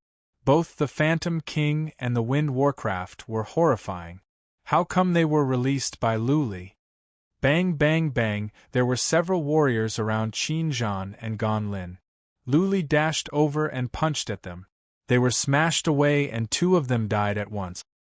His distant heaven bead glared as a strong force enveloped Qin Zhan and Gan Lin. They didn't resist and were taken in by Luli at once. Luli made up his mind. He turned to the warrior and the Patriarch nearby. Roar! The Phantom King screamed and reached toward the Patriarch with his sharp claws. The Patriarch took out an iron ruler and smashed at the Phantom King's head. Bang! A muffled sound rang out from the Phantom King's head, and a few scales fell off. The Phantom King had sustained injuries that were not too severe. This bit of injury was nothing to the Spectre Monarch, but the Elder was in a miserable state. The Spectre Monarch's claws tore through the Elder's chest armor, and the Spectre Monarch's claws pierced through the Elder's chest and tore open his stomach. The Patriarch cried out miserably. The Phantom King's claws tore the Patriarch in half. On the other side, the Wind Warcraft dashed over. Instead of releasing beams of light, the Wind Warcraft merely used skills related to wind. A gale sprang up, blowing teams of warriors into midair, and many slaves up as well. How, the 5 warriors that brought Luli in were dumbfounded. They were in high spirits when they took some god stones from Luli. But now they had the urge to commit suicide. They brought Luli in, but many people saw them. Now Luli had not only intercepted 2 warriors, but also killed a Patriarch. This was a heinous crime. They had let Luli in, and the higher-ups would look into this. They were doomed for sure. Whoosh, whoosh, whoosh, many warriors were alarmed. There were noises coming from all sides. Luli could not tell how many warriors were coming. He sensed more than a dozen powerful warriors were rushing over. Clearly, the Patriarchs of the Mountain of Thunder were alarmed. Buzzing, buzzing, buzzing, more wind warcraft came out from Lu Li's heaven separation bead. He had released more than 50 of them. He put away the Phantom King and hopped onto the back of a wind warcraft. Then, he waved his hand and all the wind warcraft flew up toward the northwest. From the northwest, a team of 2,000 or 3,000 warriors came. At the front was a patriarch. All of them were filled with killing intent. They covered the sky and the earth, which was quite scary. Ha ha! Lu Li smiled and ordered the wind warcraft to attack. The horns on the heads of the more than 50 wind warcraft lit up. A surge of horrifying chi and energy spread out. Then, more than 50 beams of light shot out directly. Back off! The elder at the front narrowed his eyes and roared. He quickly moved to the side, but his reaction was still too slow and he was hit by a beam of light. If it were just one beam of light, it would be fine. He wouldn't die. However, after he was hit, he would not be able to control his body. What was more, he was at the front. Bang, bang, bang. Therefore, the patriarch was in a miserable state. He was hit by 4 beams of light in a row. 4 bloody holes appeared on his body. The patriarch breathed his last at once. The rest of the warriors were in an even worse state. Those that were hit by the beams of light were killed directly. Many beams of light not only pierced through one warrior, but 3 or 4 in a row. More than 50 beams of light shot out, killing or injuring 600 to 700 people in one go. The originally densely packed crowd of cultivators now had a clear path in the middle. Buzzing, before the warriors could react, the horns of the wind warcraft glowed again. This time, all the warriors were scared out of their wits. They scattered to all sides and ran away in fear. Unfortunately, the soldiers were too slow, and a few hundred soldiers were still killed. Let's go! Lu Li waved his hand and flew forward with dozens of wind warcraft. The wind warcraft was fast. They passed through the army at once. The warriors on all sides didn't even have time to surround them. Go, go, go!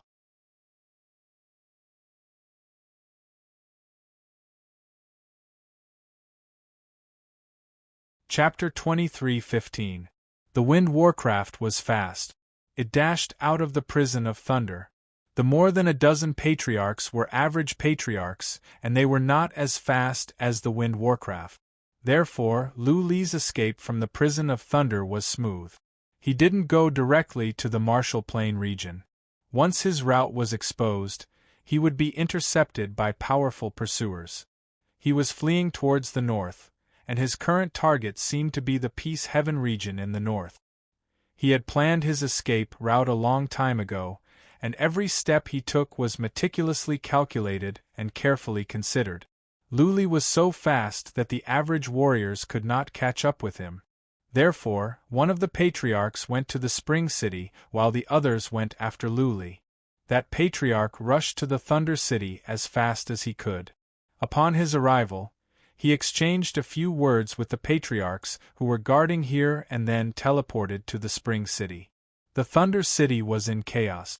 Many battleships took off and went after Lu Li to the north.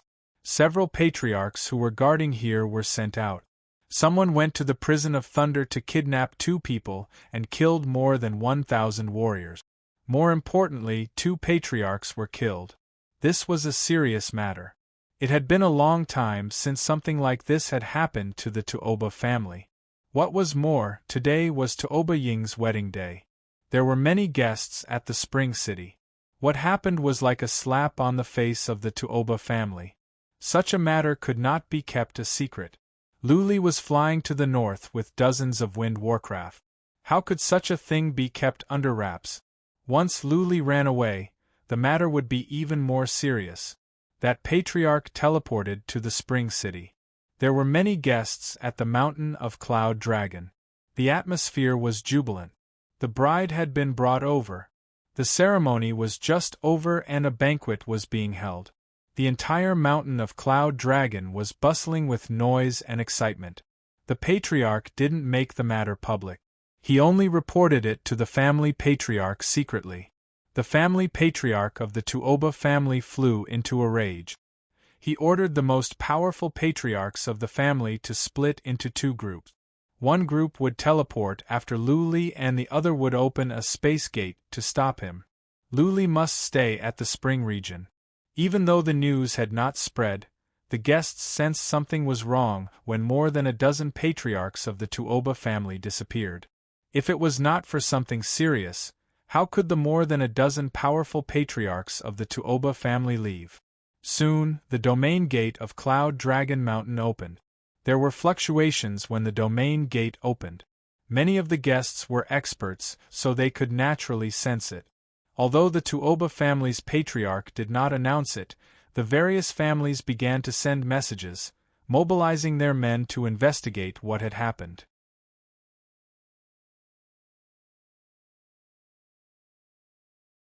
Two hours later, the news came. A second tribulation heavenly god had kidnapped someone in the Lightning Prison Mountain and killed two elders of the Tuoba clan. Now, he was fleeing towards the north. Along the way, the Tuoba family had sent out several waves of pursuers, but they had all been defeated by this person. Now, the Tuoba family had lost 4,000 to 5,000 people. The family patriarch of the Tuoba family put on a long face and went to another family patriarch. Luli was about to leave the territory of the Tuoba family, and the other family needed to send powerful warriors to stop him. He didn't ask the Lu family for help unless Luli had escaped from the Dragon Spring territory.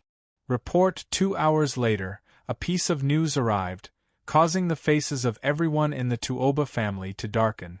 Luli suddenly changed his direction and flew to the northwest. He had a flying artifact that was fast. The patriarchs who had been teleporting behind him could not catch up with him. Not even teleportation? The guests were confused. What kind of flying artifact could be as fast as teleportation? Boat of Spirit, a guest shouted. He thought about it and said, I heard that there is such a man at the Rakshasa Sea. He is being hunted by two forces of the Rakshasa Sea. He is also a second tribulation warrior, but he has a beast that is as powerful as a fourth tribulation warrior. I think it is him. No, he is going to the northwest. Another guest yelled. He is going to the Wuyuan region. He misled you and asked your powerful warriors to open the domain gate to the north. His real purpose is to go to the Wuyuan region. Wuyuan region. The Tuoba family was worried. The Wuyuan region and the Tuoba family were enemies. Once Luli went to the Wuyuan region, they would not be able to chase after him, and the Tuoba family warriors would have died in vain. Brother Lu San. Tuoba family patriarch forced a smile.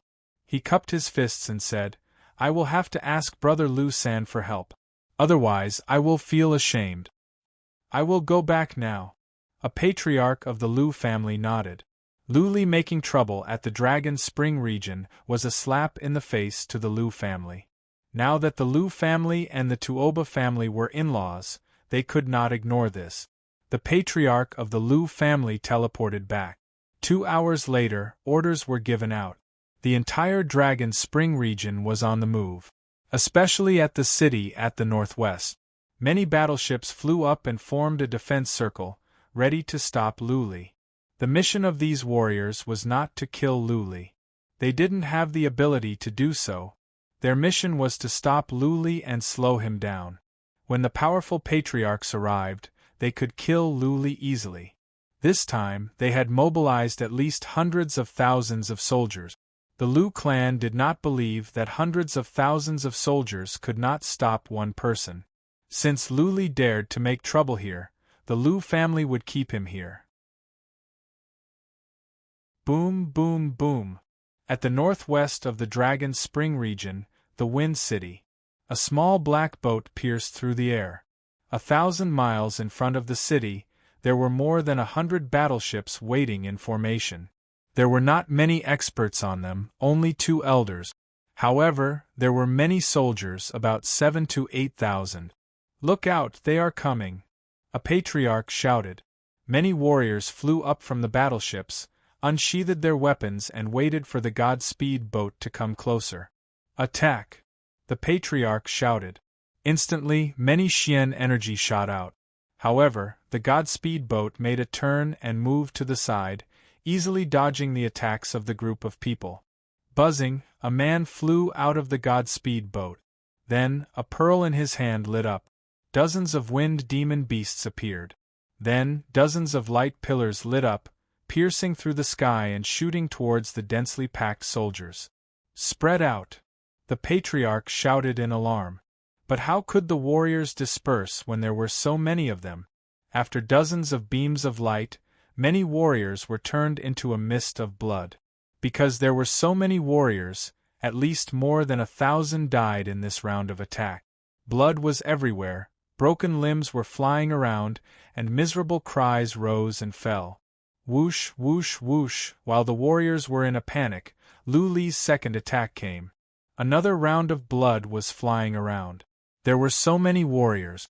They were all living targets. Lu Li killed a large number of warriors, courting death. The two patriarchs roared and rushed over. Lu Li sneered. His heaven separation bead glowed as more than 30 wind warcraft came out. This time, they were targeting the two patriarchs. At the same time, the wind warcraft released profound meanings of wind to entangle the two patriarchs.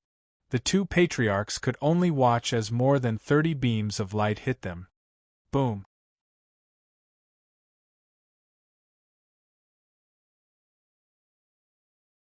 Chapter 23:16. They could not stop him. At first, more than 100,000 warriors were mobilized from hundreds of cities, and then more than 200,000. Hundreds of thousands of warriors and more than 104th Tribulation warriors formed dozens of intercepting circles. As the news came in, they could not even buy Lu Li some time, let alone stop him. Lu Li's wind warcraft was too strong. More importantly, there were too many of them. Lu Li had Phantom and Ghost King. Average 4th Tribulation patriarchs and warriors could not stop them. Lu Li had been on the run for more than a day. Including the two 4th Tribulation warriors he killed at the Thunder Prison Mountain, Lu Li had killed 18 4th Tribulation warriors.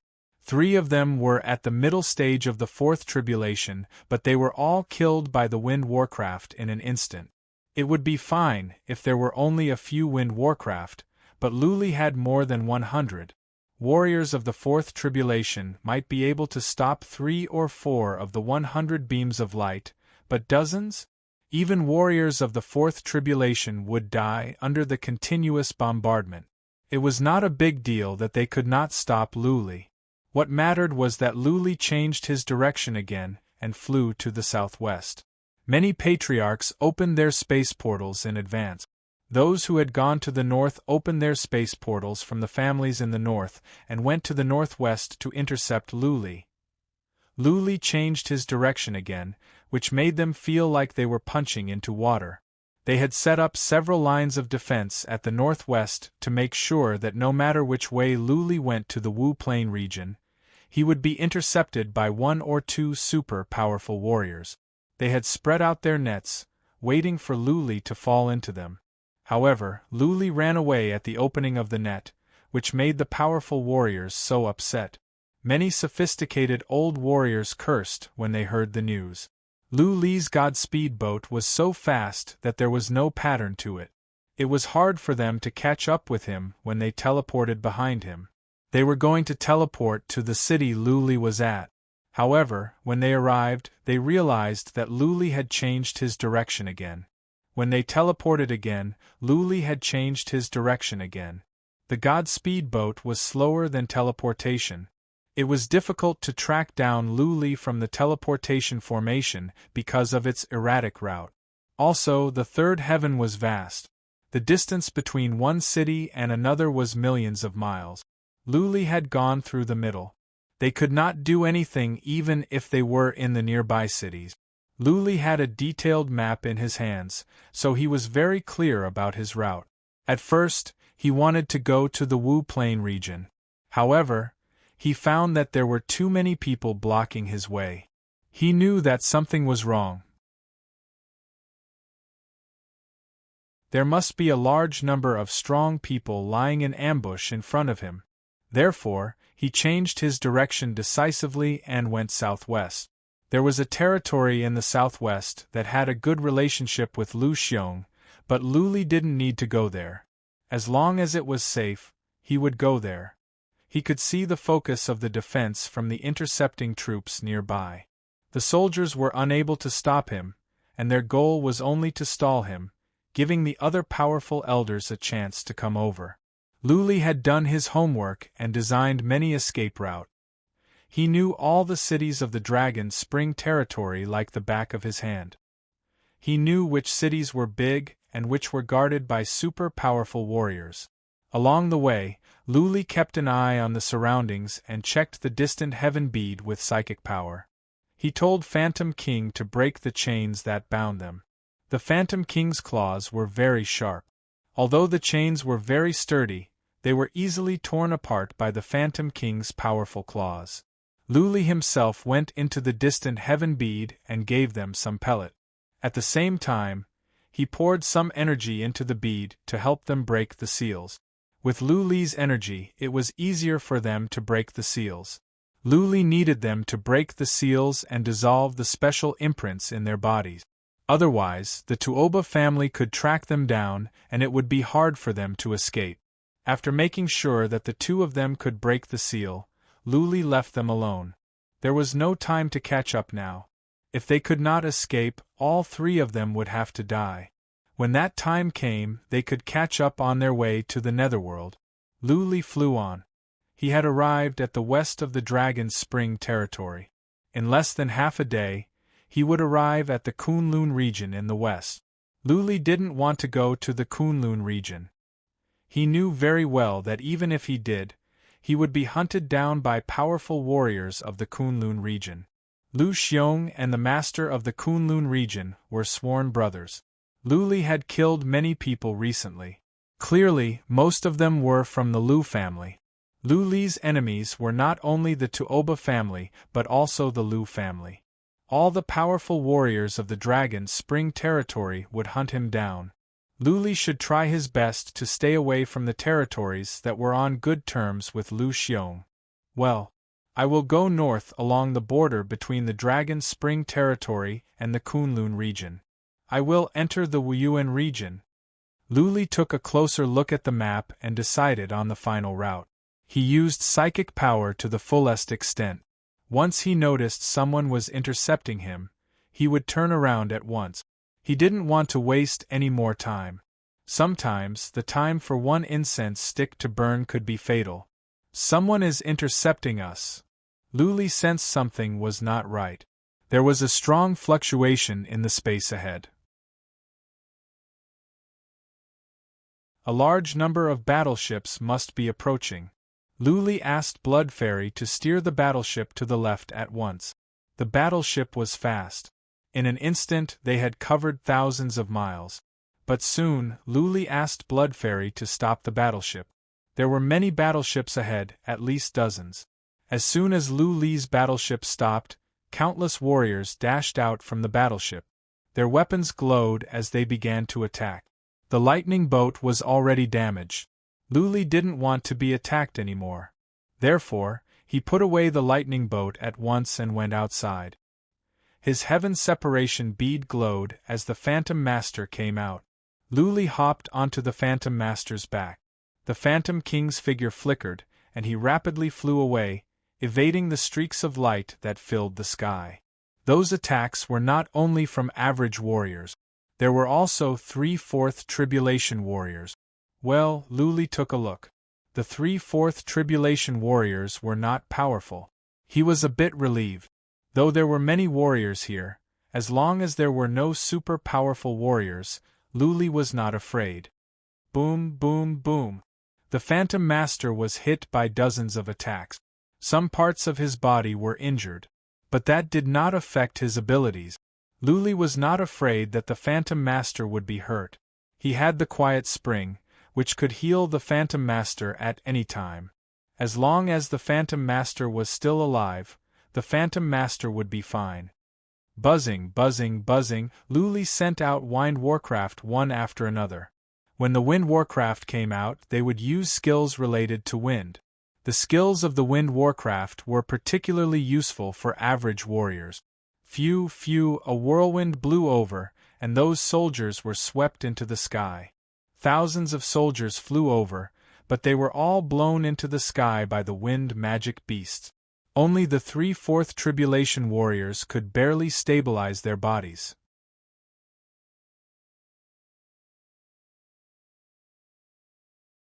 Chapter 23:17. Wind Warcraft was a powerful beast. One or two wouldn't mean much, but when there were more of them, they would be more powerful. What was more important was that Wind Warcraft could use skills related to wind to entangle enemies. Even though it couldn't restrain enemies completely, it could slow them down and the rest would be easy. The ray of light from the horn of Wind Warcraft contained destructive properties.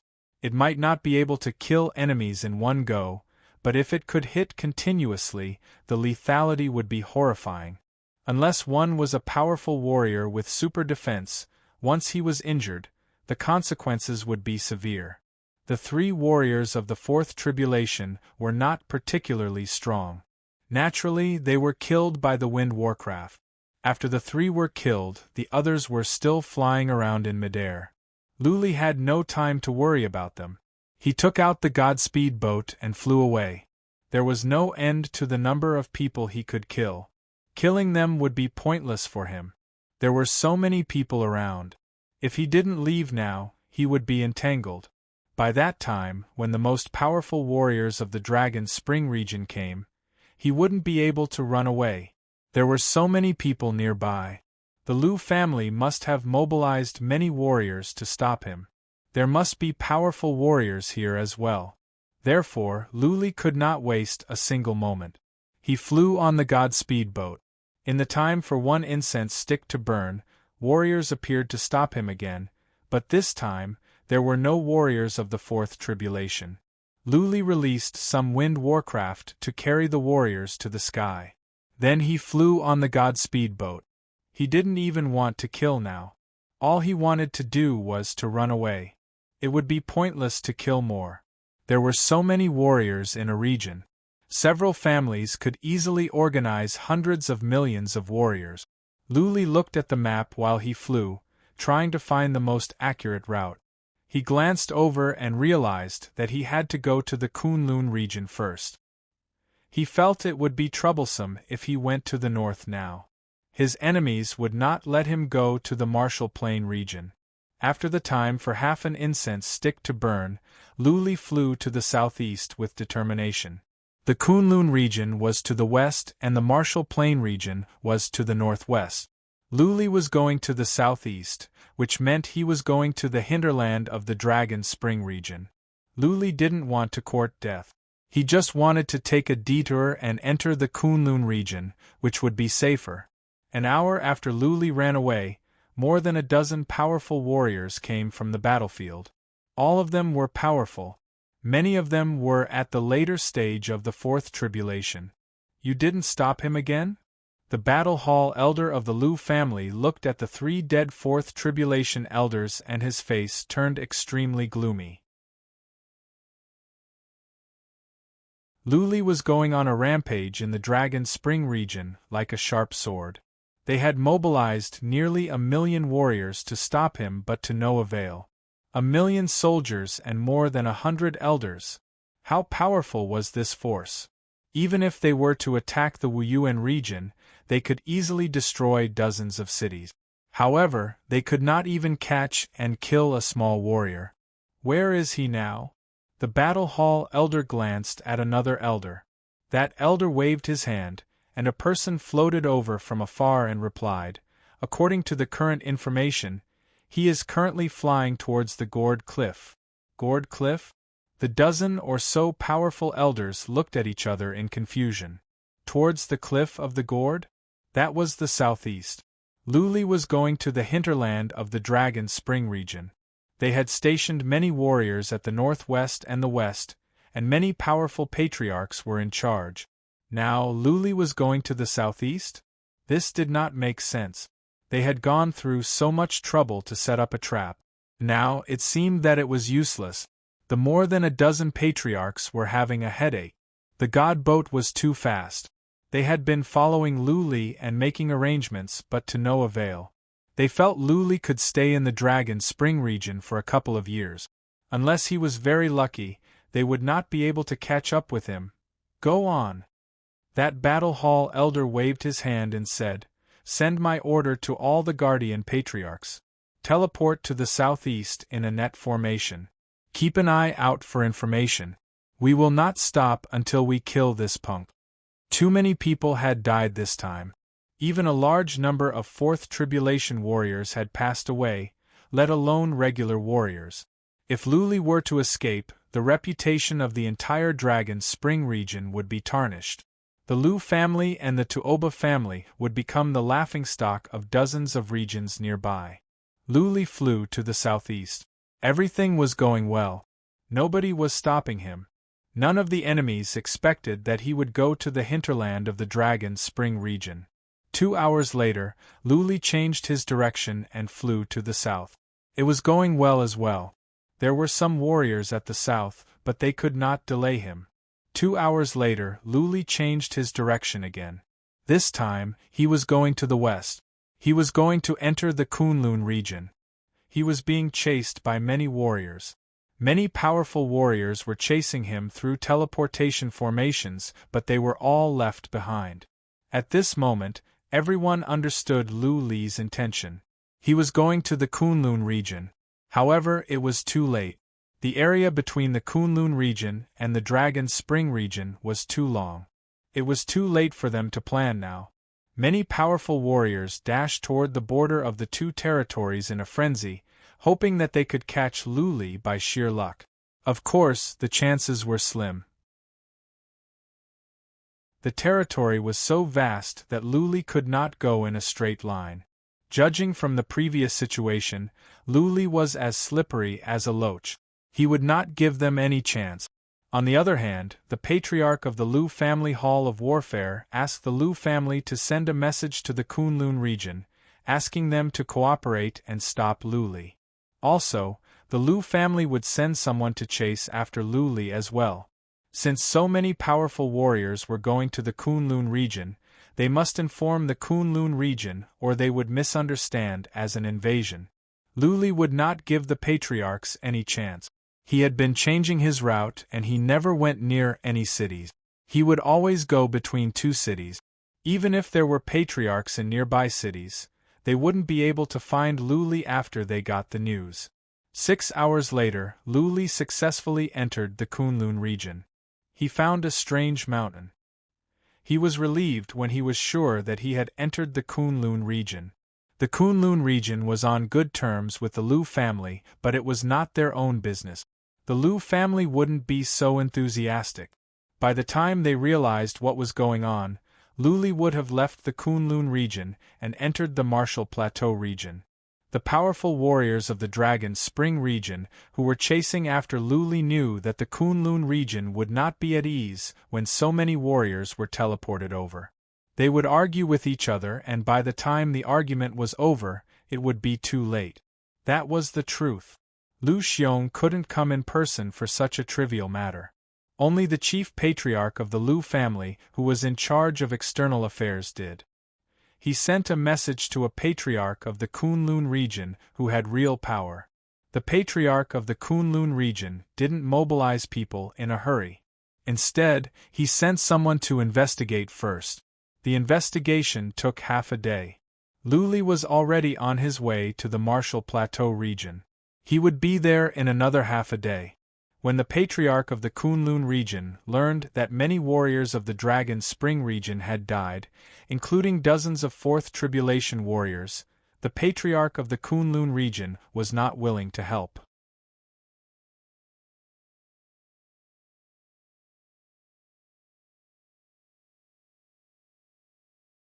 Chapter 23:18.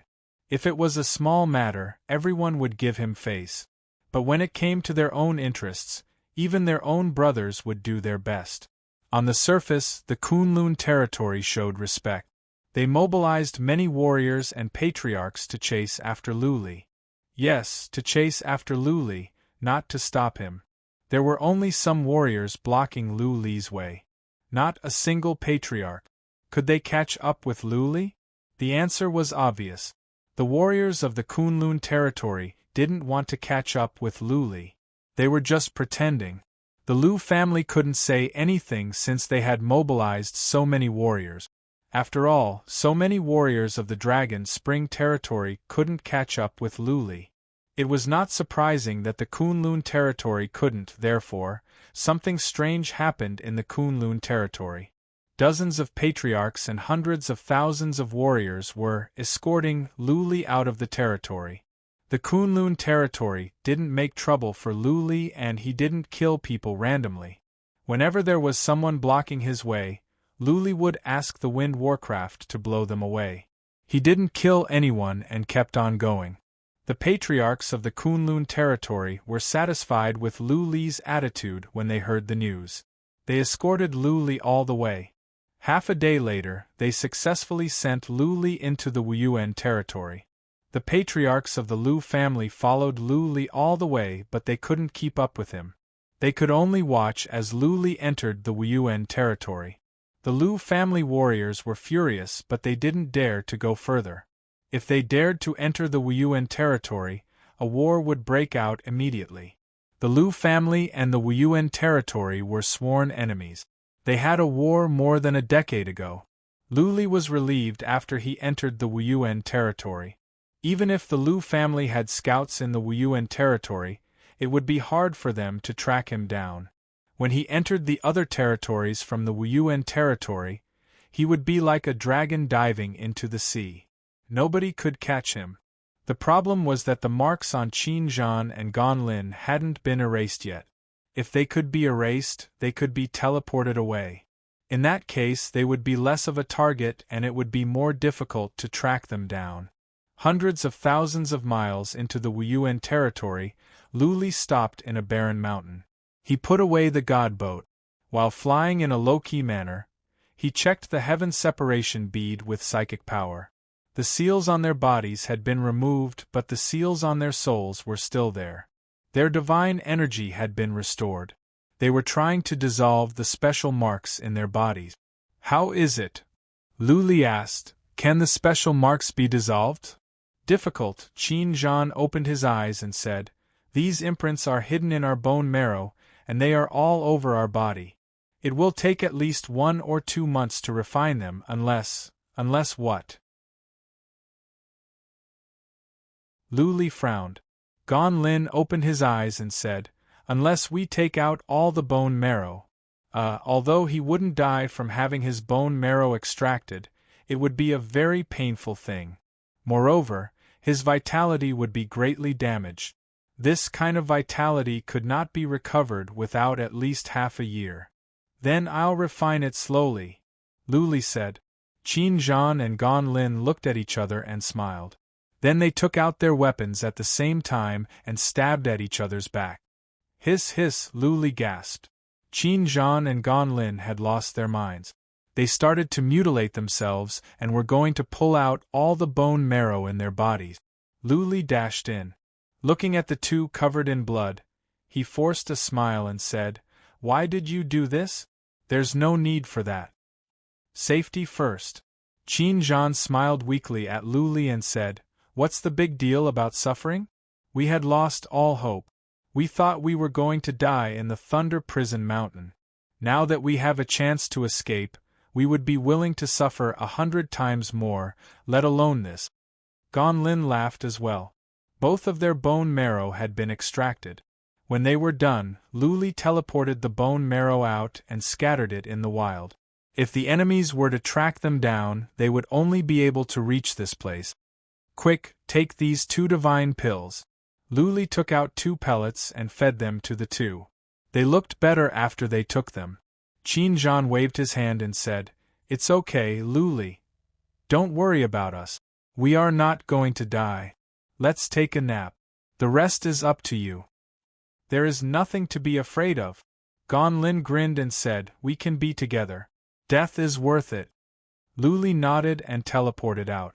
Then, he rushed into the distance. Without the mark, he would be like a dragon returning to the sea when he snuck into the Wu Plain region. It would be difficult to track him down. The Wu Plain region was peaceful. Luli wandered around for 2 days. Making sure that he was not being followed, he changed the appearance of the mask and his body shape. Then, he went into the city. Then, he began to teleport. But the cost was increased because he had 2 people in his interspatial artifact. Usually, teleportation formations would have special patterns that could sense if there were living beings in the interspatial artifact. It was fine to teleport with beasts, but more divine stones would be charged for humans. Luli still had some divine stones with him. He didn't mind that. He teleported along the way without stopping. Of course, the route he chose was conservative. He tried his best to go to areas that were not on good terms with the Lu family. He still had more than 20 million divine stones with him. Luli teleported away in one go. He didn't know how many times he had teleported and how many areas he had crossed. He was exhausted. Skyheart City? 13 days later, Luli checked the city and the map.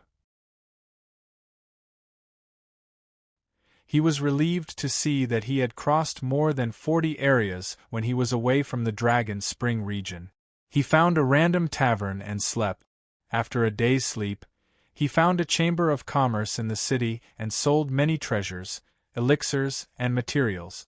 He killed dozens of 4th Tribulation warriors at the Dragon Spring region. He collected some of their interspatial rings, which contained many treasures. After he sold all of them and the divine stones in the interspatial rings, Luli had more than 40 million divine stones with him. He continued to teleport. The further he went, the safer he would be. 1 month later, in a tavern in a small town of the Furong region, 3 men sat together. 2 of them were pale and their breaths were weak. They seemed to be in poor health. However, their eyes were bright and full of expression, and their faces were full of smiles. "Come on, let's drink to the reunion of us 3 brothers." Qin Zhan laughed. He was not fully recovered yet, but he could drink. Gan Lin and Luli picked up their goblets and drank 3 or 4 in a row. After a round of drinking, Qin Zhan told Gan Lin about his experience. Qin Zhan and Gan Lin ran away with Patriarch Gui. Warriors of the Frozen Valley didn't go after them. They followed Patriarch Gui to a place. That place was very chaotic. The 2 of them left after staying for a while, but they didn't expect to be targeted. A 4th Tribulation warrior took action and captured the 2 of them. "Okay, enough about us. Tell me about you." Qin Zhan shook his head and asked with curiosity, "Luli, how did you escape from the pure Heavenblood Eagle race?" "It's a long story." Luli drank a goblet of wine and told them what happened over the years. Qin Zhan and Gan Lin listened with their hearts pounding. After listening, Qin Zhan and Gan Lin glanced at each other. Both of them felt a little ashamed of their inferiority. Qin Zhan sighed with emotion. "Worthy of being the monstrous genius that came from our 2nd heavenly layer. Even in such a dangerous situation, he can still turn peril into safety time and time again. Luli, I really admire you. Let's not talk about this."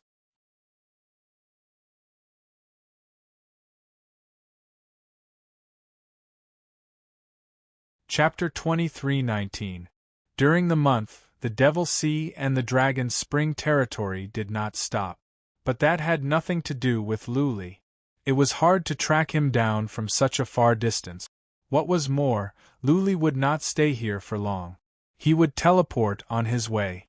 After a night of drinking, the 2 went back to cultivate and recuperate. Luli continued to teleport on his way. Teleportation cost divine stones. By God's speedboat, the speed was almost the same and it didn't cost divine stones. That being said, Luli could not use this artifact at will. There were only a few Godspeed boats at the entire Ziyang land. Once Luli used the Godspeed boat, his whereabouts would be discovered. In that case, not only the Devil Sea and the Dragon Spring territory, the Blood Eagles race would send powerful warriors to hunt him down. Therefore, it was better to keep a low profile. The teleportation cost was not a big deal. Divine stones were worldly possessions that could be earned after they were spent. If that doesn't work, then I'll just rob. Robbing is always the fastest way to make money. Luli teleported to the west. Even though the Ziyang land was the smallest one, it was vast. Luli calculated that it would cost at least 3 billion divine stones for the three of them to teleport all the way there. 7 days later, Luli stopped. That was because there were no more divine stones left. All of them had been used up. Luli found a tavern and took out all the interspatial rings he had. He checked the treasures in the interspatial rings one by one and took out everything that could be sold for divine stones. After some time, Luli found hundreds of decent treasures and materials.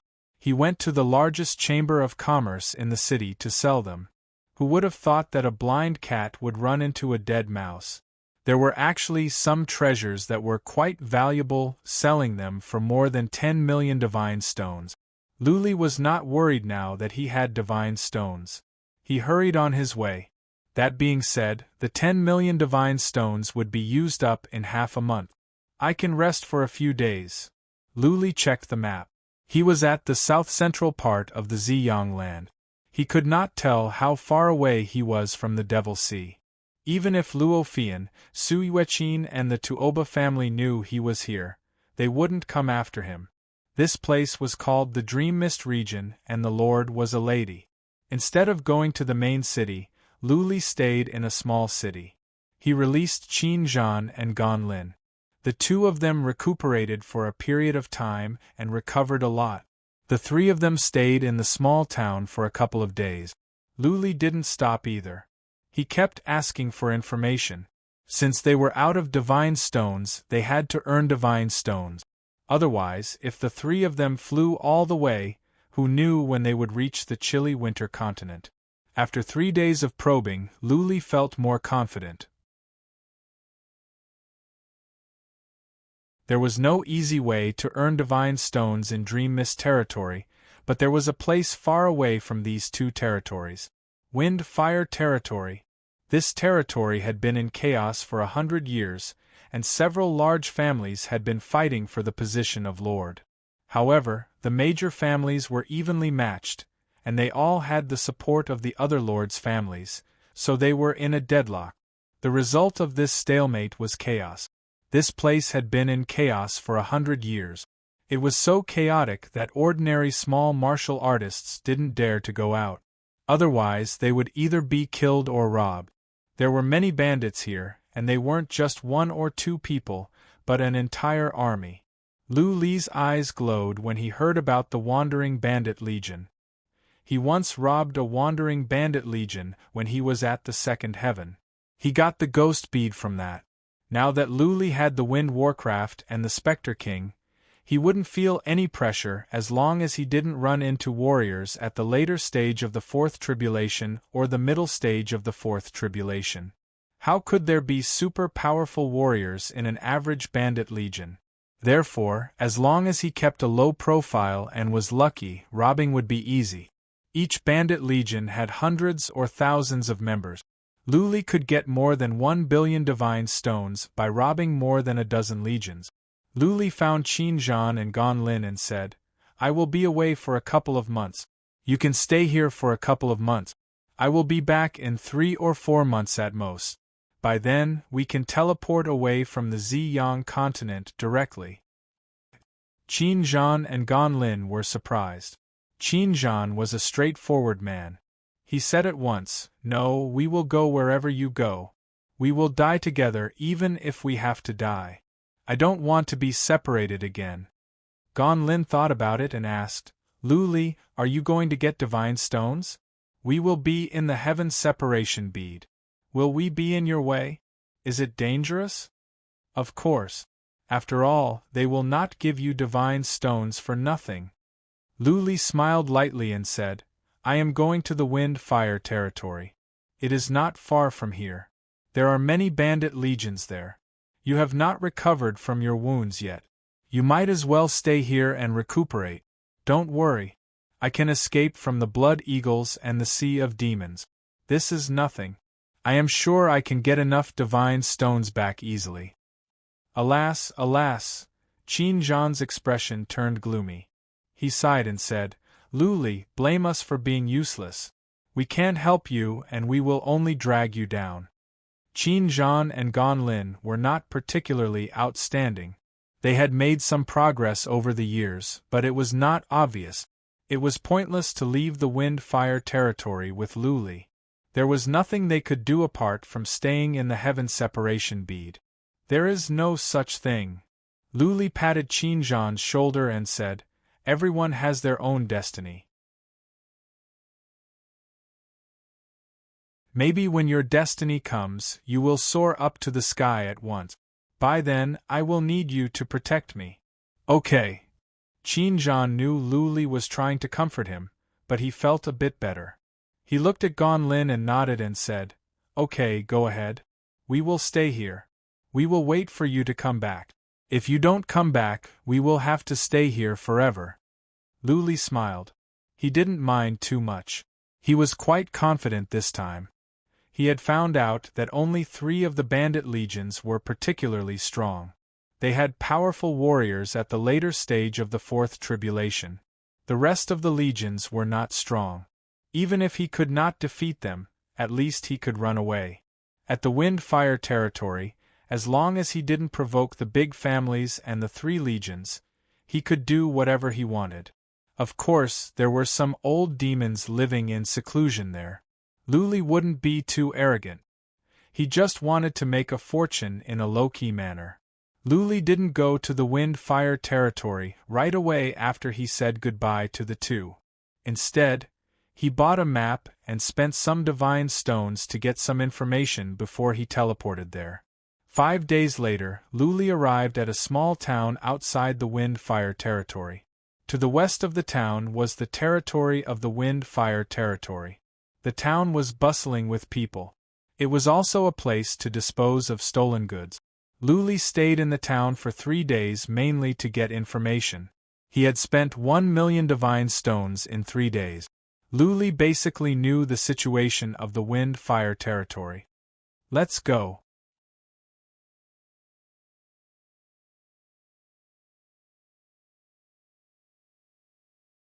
Chapter 23:20. The wind-fire territory was chaotic. Luli had only been here for 1 day, and he had already been robbed by 4 groups of people. But there were not many of them, just a few of them. They were not powerful either. They were all average warriors of the 3rd tribulation. Clearly, these people thought Luli was at the 2nd tribulation realm and thought he was a pushover.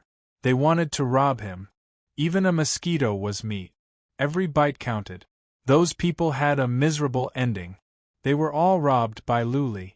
Their interspatial rings were taken by Luli, and even their armors and weapons were looted by Luli. Only a thin robe was left.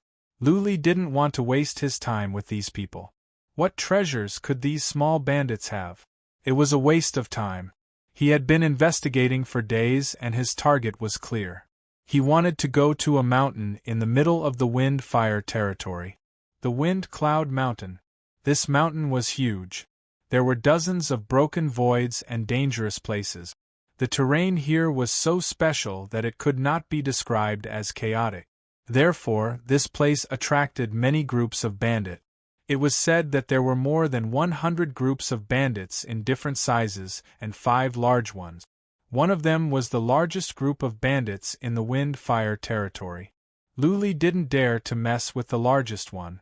The rest of the groups were his target. If he could rob half of them, he could get more than 1 billion divine stones. He might as well focus on one place rather than wandering around the world. Luli hurried on his way in a low profile. He found a city and teleported there. It was relatively safe in the city. The cities were divided up by several families. Of course, no place in the wind-fire territory was absolutely safe. The families in the city might do something to you. After 2 days of teleportation, Luli arrived at a big city near the Wind Cloud Mountain, the Sealed Heaven City. This city didn't belong to any family of the wind-fire territory. It belonged to the largest group of bandits in the Wind Cloud Mountain, the Heaven Wings Legion. This city was also the location of the largest black market in the entire Wind-Fire territory. Everything that could not see the light of day in the Wind-Fire territory was sold here. As long as you had good treasures, they could be sold at a high price here. It is really messy here. Luli walked around in the city and found that there were people selling beautiful alien race girls on the street. The girls were dressed in revealing clothes. There seemed to be no morality or law here. Everything was legal here. Of course, one could not use force at will. Once they left the city, they could kill until the sky was dark and no one would care about them. Luli wandered around the city. He had only 1,000,000 divine stones left. He spent them all in exchange for information. There were many intelligence dealers here. As long as you had divine stones, they could tell you how many concubines the boss of the Sky Wing Legion had. Luli knew the drifting bandits like the back of his hand even before he entered the stormy mountain. He had a map in his hand. Many of the mountains in the Windy Mountain Range were marked with the names of the major powers, as well as various notes. The central peak of the Wind Cloud Mountains was Heaven Sealing Mountain. This was where the Sky Wing Legion was stationed. Almost no one dared to approach this place, as anyone who did would be killed without question. The leader of the Sky Wing Corps, Tion Kanzi, was at the late 4th stage and had been famous for many years. Not only was he a famous person in the Wind-Fire territory, but he was also very famous in the dozens of territories nearby. It was because this person wasn't a purebred human, but rather a member of the heavenly silkworm race, possessing a strange divine ability that was extremely difficult to deal with. Granted, he was only at the later stage of the 4th Tribulation Realm, but many warriors at the peak of the 4th Tribulation Realm didn't want to be enemies with him. Tion Kanzi was a cold person. He almost never contacted anyone. He was cold to his subordinates as well. Therefore, the bandits nearby had nothing to do with him. They were the overlords of the stormy mountain range. Their targets were the big families. They didn't even bother to rob the average warriors, but the Sky Wing Legion rarely did anything in recent years. Ever since the Sealed Heaven City became the black market center of the Wind-Fire territory, the Sky Wing Legion had made a fortune with this city.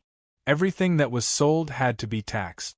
Entry and exit required divine stones. Even food and lodging here required divine stones. Owning the Sealed Heaven City was equivalent to owning a gold mine.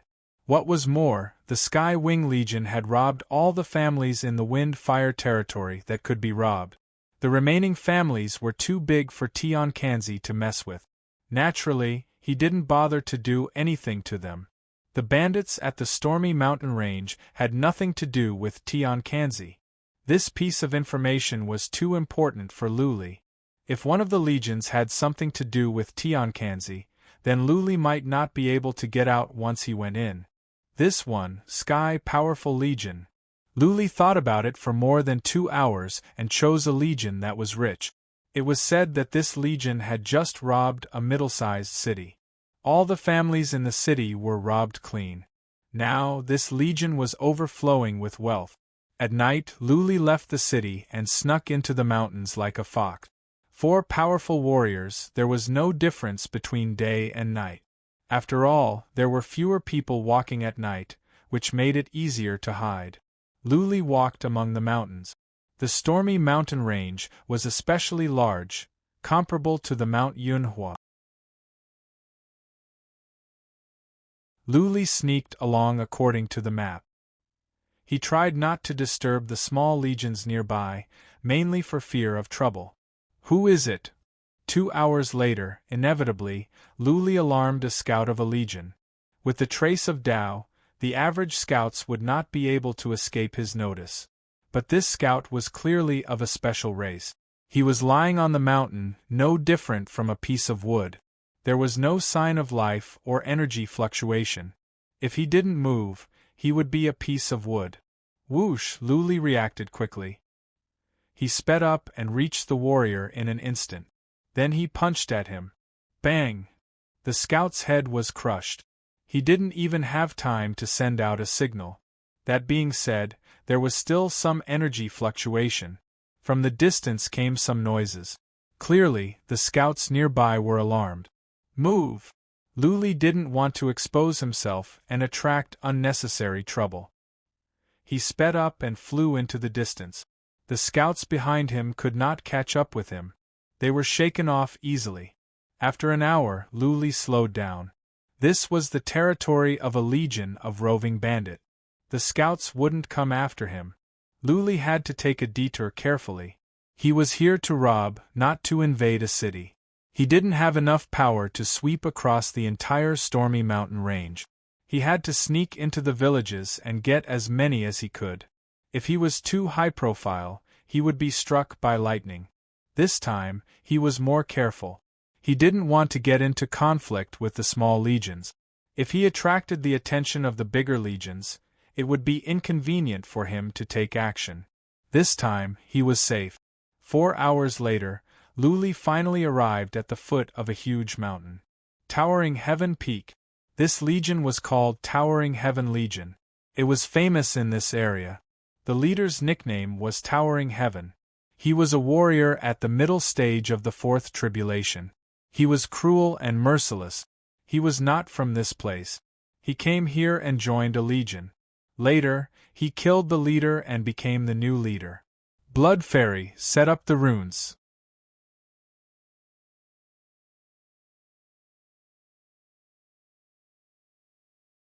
Chapter 23-21. The way back was easy to arrange. Blood Fairy was fast. In the time for 3 incense sticks to burn, everything was ready. Luli decided to take action. Now that he was here, there was no need to be secretive. Luli was ready to take action. Whoosh! He flew up and no longer tried to hide his energy. At the same time, he used psychic power to check the entire mountain. Whoosh whoosh whoosh! Luli's action was like poking a hornet's nest. Many warriors flew up from the mountain and locked onto Luli with psychic power. There was also a ferocious aura spreading out, as if a few mad dragons had been awakened. Who is it? How dare you? Courting death. Second Tribulation warrior? How can a Second Tribulation warrior be so arrogant now? Kill him. Many castles and caves were built in the mountain. At least 1,000 people flew out from the cave. Most of them were Third Tribulation warriors. 2 of them were Fourth Tribulation warriors. But the 2 Fourth Tribulation warriors threw Luli a glance. They didn't intend to do anything. Hundreds of warriors had already gone down. It was not their turn to do anything. The hundreds of warriors were not enough for Luli. He didn't even release the Ghost King or the Wind Warcraft. Instead, he sent out the Worms of the Void and sent them toward the hundreds of warriors.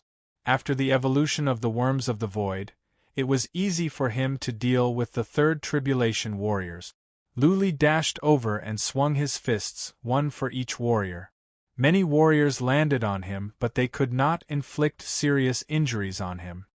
Boom, boom, boom, one warrior after another was killed by Luli. The Worms of the Void were eaten up as well. After Luli had killed more than 70 warriors, the 2 Fourth Tribulation warriors could not sit still anymore. From the castles on the mountain peak, some powerful psychic power came over and began to pay attention to the situation. Move! One of the 2 Fourth Tribulation warriors shouted and rushed over. Luli was a supreme being with good defense and offense. That being said, he was a puny insect to the 2 warriors. They could crush him easily. That was what they did. One of them had a net in his hand and threw it at Luli. The other one had a dagger in his hand. The dagger was glowing in a dark blue light. He stabbed at Luli's back. As Luli's heaven separation bead glowed, the Phantom King and the Phantom Shadow came out and dashed toward one person each. In the instant that the Phantom King and Ghostly Shadow appeared, the surrounding space seemed to have become slightly colder. Countless cultivators revealed looks of astonishment. The auras of the Phantom King and Gue-ing were too horrifying. For a moment everyone was startled. The two Fourth Tribulation martial artists were also shocked. They were stunned for a moment. The Spectre King and Ing didn't hesitate. They rushed towards the huge net and ruthlessly clawed at it. The net was directly torn apart. What a pity! This net was a treasure, and if it was sold, it would most likely be worth 1,000,000 godstones. Now that it had been torn apart by the Phantom King, it was like 1,000,000 godstones had been thrown into the water. Woo woo, the shadow whizzed past, rushed into the mind of the Fourth Tribulation martial artist, and entered the mind of the Fourth Tribulation martial artist. This martial artist's mind was protected by a monster soul, but its grade was not high. The monster soul was easily swallowed by the ghost shadow. The result of the demon's soul being devoured was death. The Fourth Tribulation martial artist's body trembled, and soon, his body fell to the ground. His spatial ring and armor automatically separated. On the other side, the Spectre King had made a contribution as well. The comprehensive strength of the Spectre King could be compared to that of the middle stage of the Fourth Tribulation martial artist. The Fourth Tribulation martial artist was only at the initial stage of the Fourth Tribulation martial artist. The Fourth Tribulation martial artist was stunned for a moment. The Spectre King was so fast that he dashed over in an instant and grabbed the Fourth Tribulation martial artist's neck. Crack, a head flew up. Two Fourth Tribulation martial artists were killed in an instant. The thousands of warriors in the mountain were dumbfounded. Those two were their fifth and sixth commanders, Fourth Tribulation martial artists. How could they be killed in an instant? Boom! One of the castles suddenly exploded, and 4 cultivators flew out from within. Their auras were like dragons, and their killing intent surged. Weapons appeared in their hands, and the terrifying killing intent caused their subordinates to tremble with fear. Buzzing, buzzing, buzzing, as soon as the 4 came out, Luli moved almost at the same time. The more than 100 wind warcraft in his separation bead all came out and began to attack.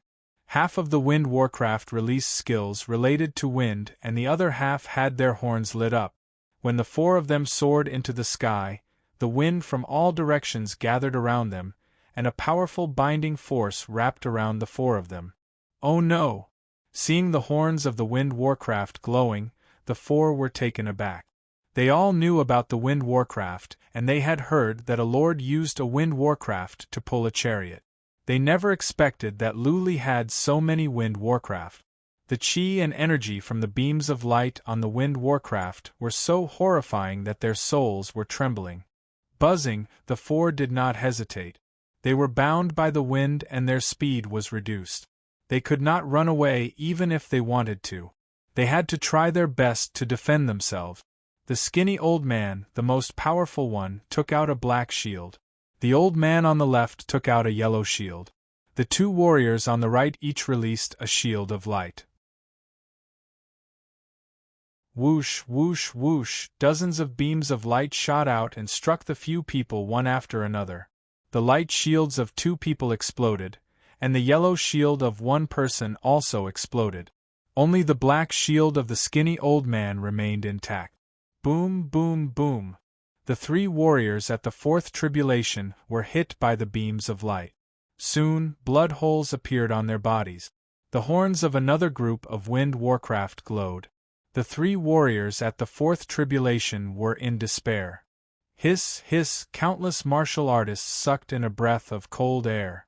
They could only watch helplessly as their second commander, third commander, and fourth commander died, leaving behind only their boss who was struggling to hold on. Many had thought that a warrior at the Second Tribulation would be courting death by provoking the sky-towering army. But now they realized that this warrior was a super-powerful warrior. He had killed several Fourth Tribulation warriors at once. This shield is a piece of treasure. Luli noticed that the shield was not broken. He had an idea. He told the Wind Warcraft to stop releasing beams of light and to entangle Qing Tian with skills related to wind. Whoosh! Phantom King and Phantom Shadow rushed over. Phantom Shadow went into Qing Tian's mind and Phantom King began to attack. Qing Tian put away the shield and took out a saber to fight against Phantom King.